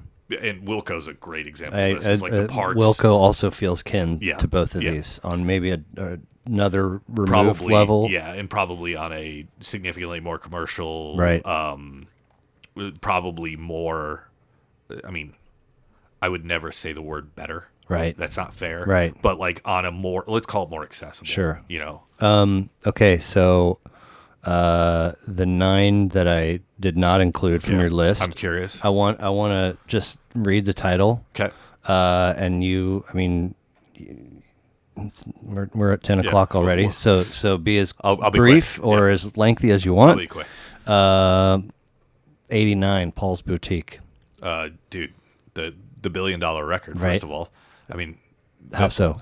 you imagine paying for those samples now? Oh, That was the last time you Yep. could do that. Was like literally Yep. kind of that and those De La Soul, Blue Mind State. Yep. You know, that was what that kind of broke sampling. and strangely, like, there was some sampling and licensed, but they, septupled down Yeah, to go into record number just 2. the Dust Brothers Yeah, and that whole thing. yeah. I mean, that record's undeniably awesome. Yankee. Yeah, it again representative. For me, I could have put Summer Teeth there. Okay. That album to me is a moment in my life very specifically. When I was living in Chicago, Wilco was everywhere. Tweety Bennett were playing out everywhere. I watched all of Yankee Hotel Foxtrot live before it was ever on a record. Cool. And so they were, if you went to the Sheffield Garden Walk, there's a good chance Wilco was the band playing that night. And so that's the record and the moment of a band that I love that shaped my music, that changed. I went from the Dead and Fish to that. 21 years ago. Yeah. When it hit record form. Yeah. Right. Yeah. And so but Summer Teeth really was the one that, I had moved to Denver by the time Yankee Hotel Foxtrot came out. Okay. But Summer Teeth was the one that they, from being there into Summer Teeth, and they were touring off that, or they were just playing that poppy Beach Boys Sure. stuff, and watching Jay Bennett, who was the secret sauce for those 2 records. Yeah. He and Tweety would play solo together, and it was awesome. Here's the strange thing. It seems to me that when I am talking to folks in real life, like in this setting, Yankee is where a lot of people go. If I'm reading about other artists, Summer Teeth is the direction. It was when they became. It's when Jeff Tweedy became an artist. Okay. I think is what it Interesting. was, and it had its head so far up Pet Sound's ass, it's not even funny. But at the same time, it was. AM was the next Tupelo record that wasn't as good. Being There was absolutely a transitional record, and then Summer Teeth came out, and you're like, these guys are good. Oh, there you go. Do you know this book? Yeah. Well, I mean, I did my senior report on that dude. So. Have you seen the movie? Oh my God. Is it good? This is a great book. Okay, by the way. I didn't read that. I It's read a really great the book. Red Bird one, whatever. And then Peter Sellers plays Oh, no the kidding. dude. Oh, I'll watch that. Great. I have it on VHS if Okay. you want to borrow it. Well, I don't have a VHS player, so a whole different. But I can also loan you one yeah, I of was those. gonna say I'll have to stream it. Okay, what's next? Doolittle. Oh, You already spoke twice about your love. hard to do. Representative of the Pixies could have been Surfer Rosa. Could have been, frankly, any of those 4 core Pixies records. Late 80s Yeah. into early 90s? Yep, I even like Trompe l'Oeil. Okay. That was when everybody was listening to Skeletons from the Closet, for whatever reason, half the time I was listening to the Pixies. Okay. And I never knew why. And Okay. something about that, like the angles of what they did versus the smoothness of what everybody else was listening to, like there was a lot of like weird kind of dippy, like the Soup Dragons and shit that you would hear in the parking lot of Yeah. Shawnee Mission East. Uh-huh. And I don't know why I liked the Pixies as much as I did, but something about the anti that was, and that like, if you not even on the circuit, but if you go to Where's My Mind, the way Joey Santiago played the guitar, the droney, but like he was putting these bends in weird spots, and he was bending half of chords and shit like that, and it's like this dissonant, That's like cool. really really aggressive thing. Yeah. And funny story, I think at least, my last night in Denver before I moved to Chicago, I caught the Pixies on that reunion tour like 3 nights apart in 2 different cities. Oh, wow. Just kind of happened to be, and I had been playing music with this guy in Denver, and music in Denver is fucking terrible because they're all in too good of a mood. It's too sunny, and so I had been playing with this guy, and we had just been goofing around, and he, we love playing together, but it could never have worked because he was too happy and bouncy, and I was too angular. And it just happened that I dragged him to the Pixies on one of my like last couple of nights in Denver. And he's like, "Holy shit, all the stuff you've been annoying me with for the last 3 years, I just saw all of it on stage." And so it just one of those things that like somehow This is me in a nutshell. Yeah, exactly. It's like, it's like, dude, I know where I can smell your Jerry. Well, but you didn't know where my right. Joey Santiago was. So like really right around maybe the same day or same stretch of days, I'm trying to get Beatty to schedule, right? Okay. And he said, let me do a thing. And he said, I'm going to do high school, college, maybe parenthood. Okay. 1 record from each. Oh, love it. And one of those, he went Doolittle. Okay. Now he has, the whole gig is give me your list and I give you dates and then but ghosts, crickets since then. And I've hit him up a couple times, and he's like, "Oh, I'm sorry, I'm busy." So anyway, had I known how much you love these guys, I would not have. Oh, it's okay. Avoided it and saved it for Beatty, who can't seem to get his shit together. Soft Bulletin. Oh, you were talking about Soundtrap Sector 9 and the vibe and the feeling of that. The Lips had that for about 4 or 5 years. Okay. And Soft Bulletin, they toured without a drummer. They toured with SVHS tapes with the picture of their drummer behind him. It was like a miniature Pink Floyd show. Weird. Wayne Coyne rarely even played an instrument. Their drummer was playing the piano and the guitar. Their bass player was often playing the piano, sometimes played the bass. They were touring as a trio with 1,000 tracks behind them. Okay. At times they toured where they passed out headphones to the entire audience. They put out a 4 CD disc that you had to play concurrently, so you had to find 4 different people. Dude, the parking lot experiments and the ghetto blaster experiments. Yeah, they just were doing things. Yyyikes is what that was called, but they just were doing things that were so unbelievably cool. And the Soft Bulletin, they caught a moment. Fuck, what's the Burroughs. Oh yeah. Naked Lunch or no? Let's see here.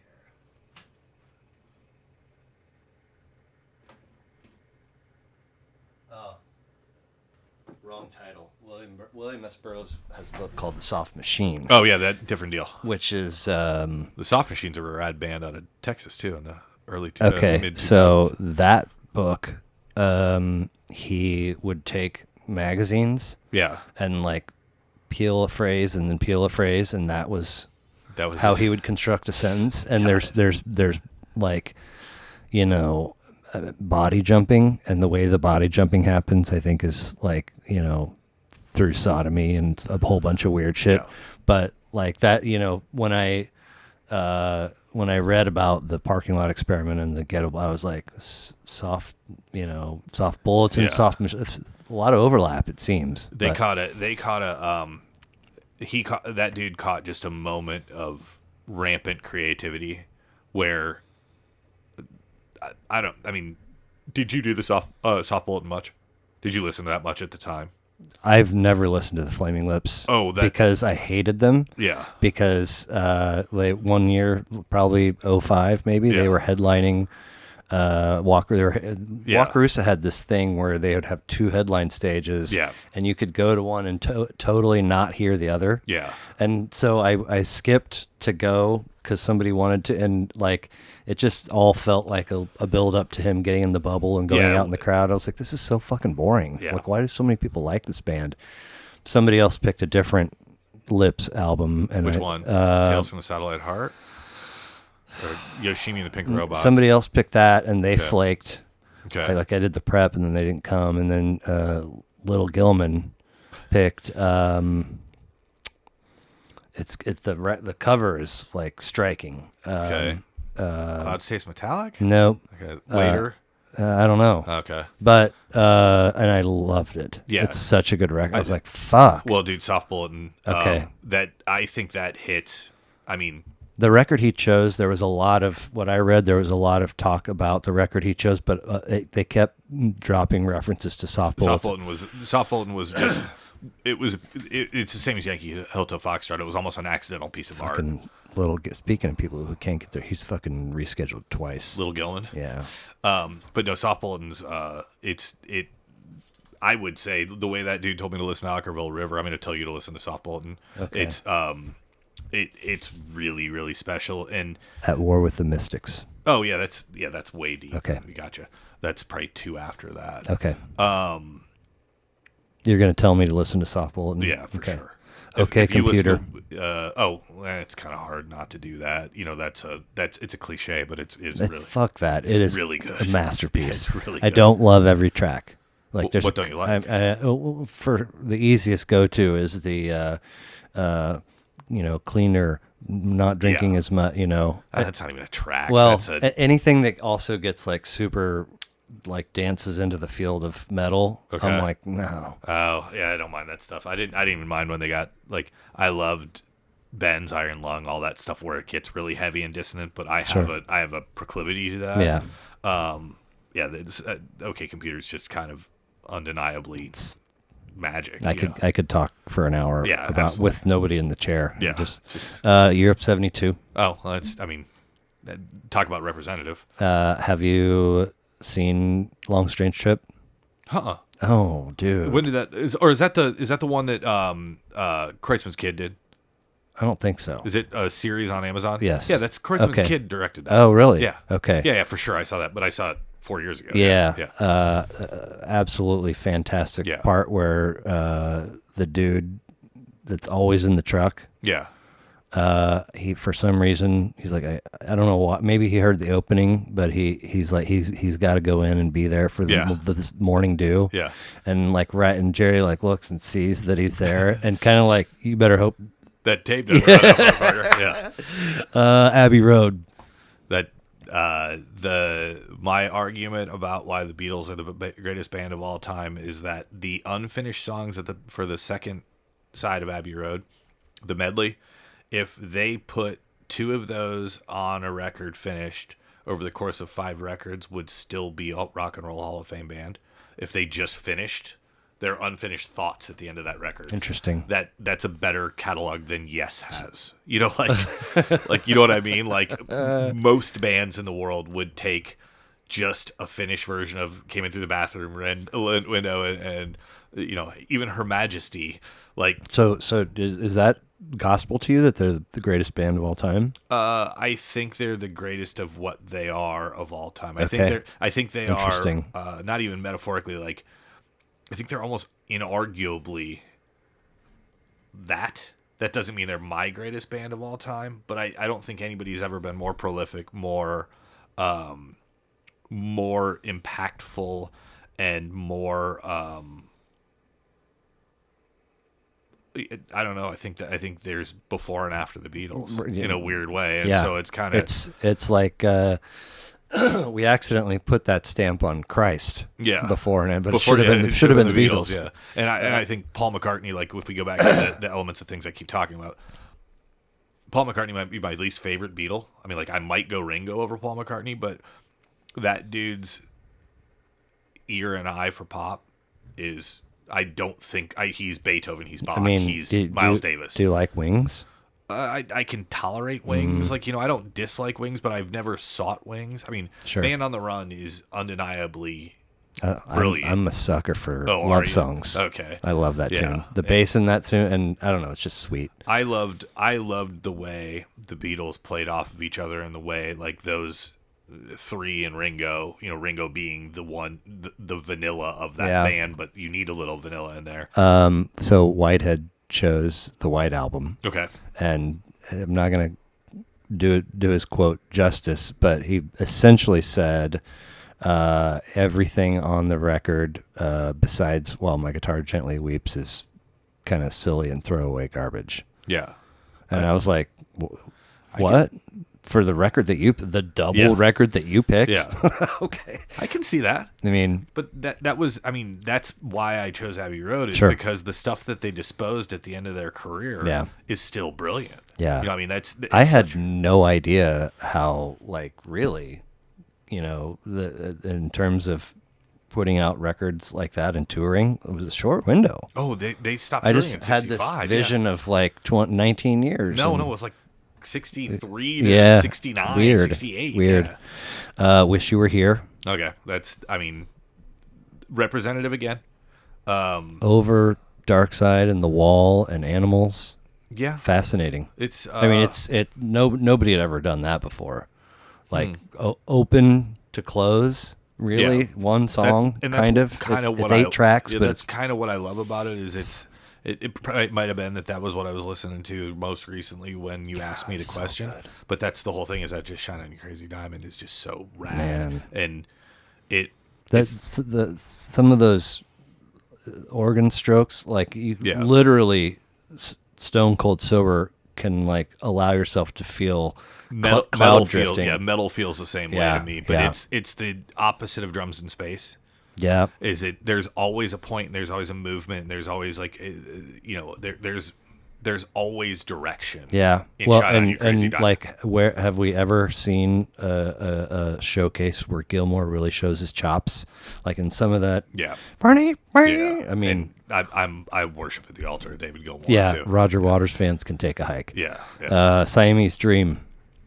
Pumpkins, you know, that it's probably representative of a time of music for me too, but I think that record in craft is so underrated. Like, it's such a, like, the record isn't underrated, but the craft that went into that record, the playing, the writing, all that stuff, I just think it's so good. Ed Lee chose that. Nice. And then decided that doing this was unfit for the stage that he's at in his career. Okay. Like, he's afraid he's going to sit there and say something that will, like, prevent him from getting a job or something. Oh, I hope I didn't do that. No, I mean, I think you're set. You don't have to worry.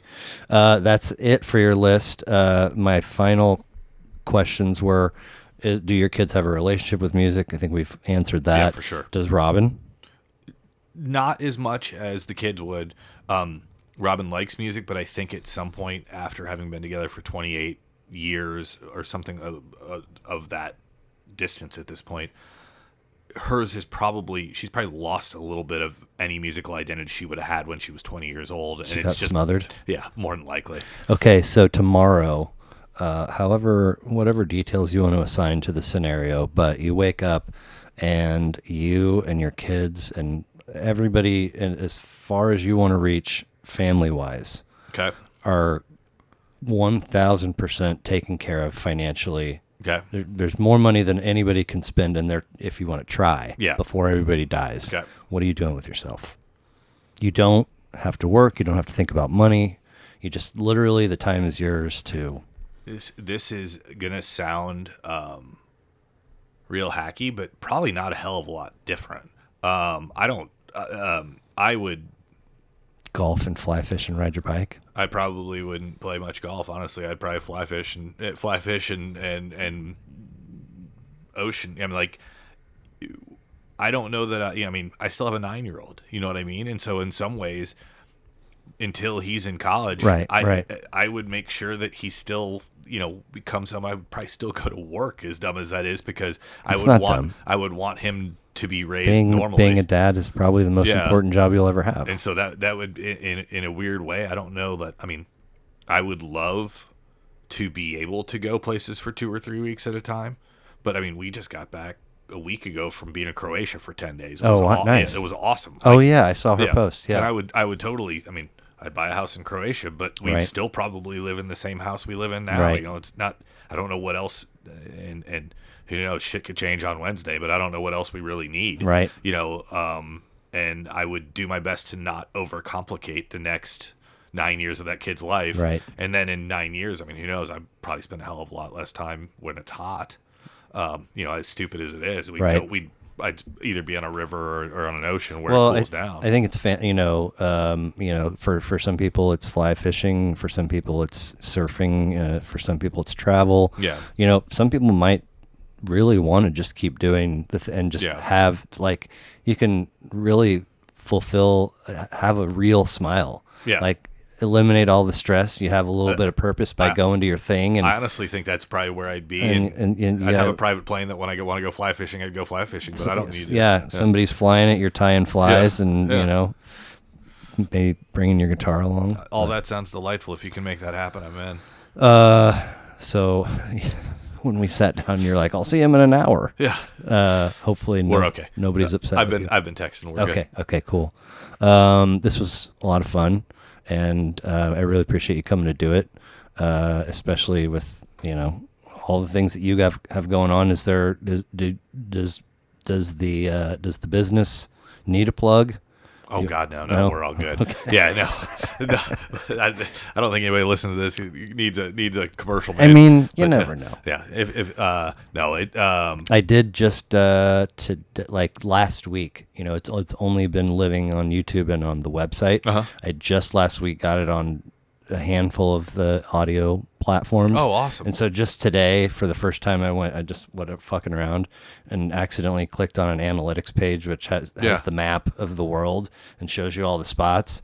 And there was like a shitload of non-North of America. And I was like, well, that's really? I mean, it's random. Yeah, it's not like nobody's trying to make that happen. But all you got to do is catch the right. You got to catch the right corner of an algorithm at some point, and then that's the difference between 1,000, 10,000, and 1,000,000. Yeah. So, but no, thank you for having me. This has been a blast. I really have enjoyed it. I suspect that were there to be a time in the future where you might come up with another list and come sit down again, you might be able to carve out the time. I'm in when you need me. Okay. Thanks, cool, Dan. Thanks for having me. Fucking headphones. Yeah.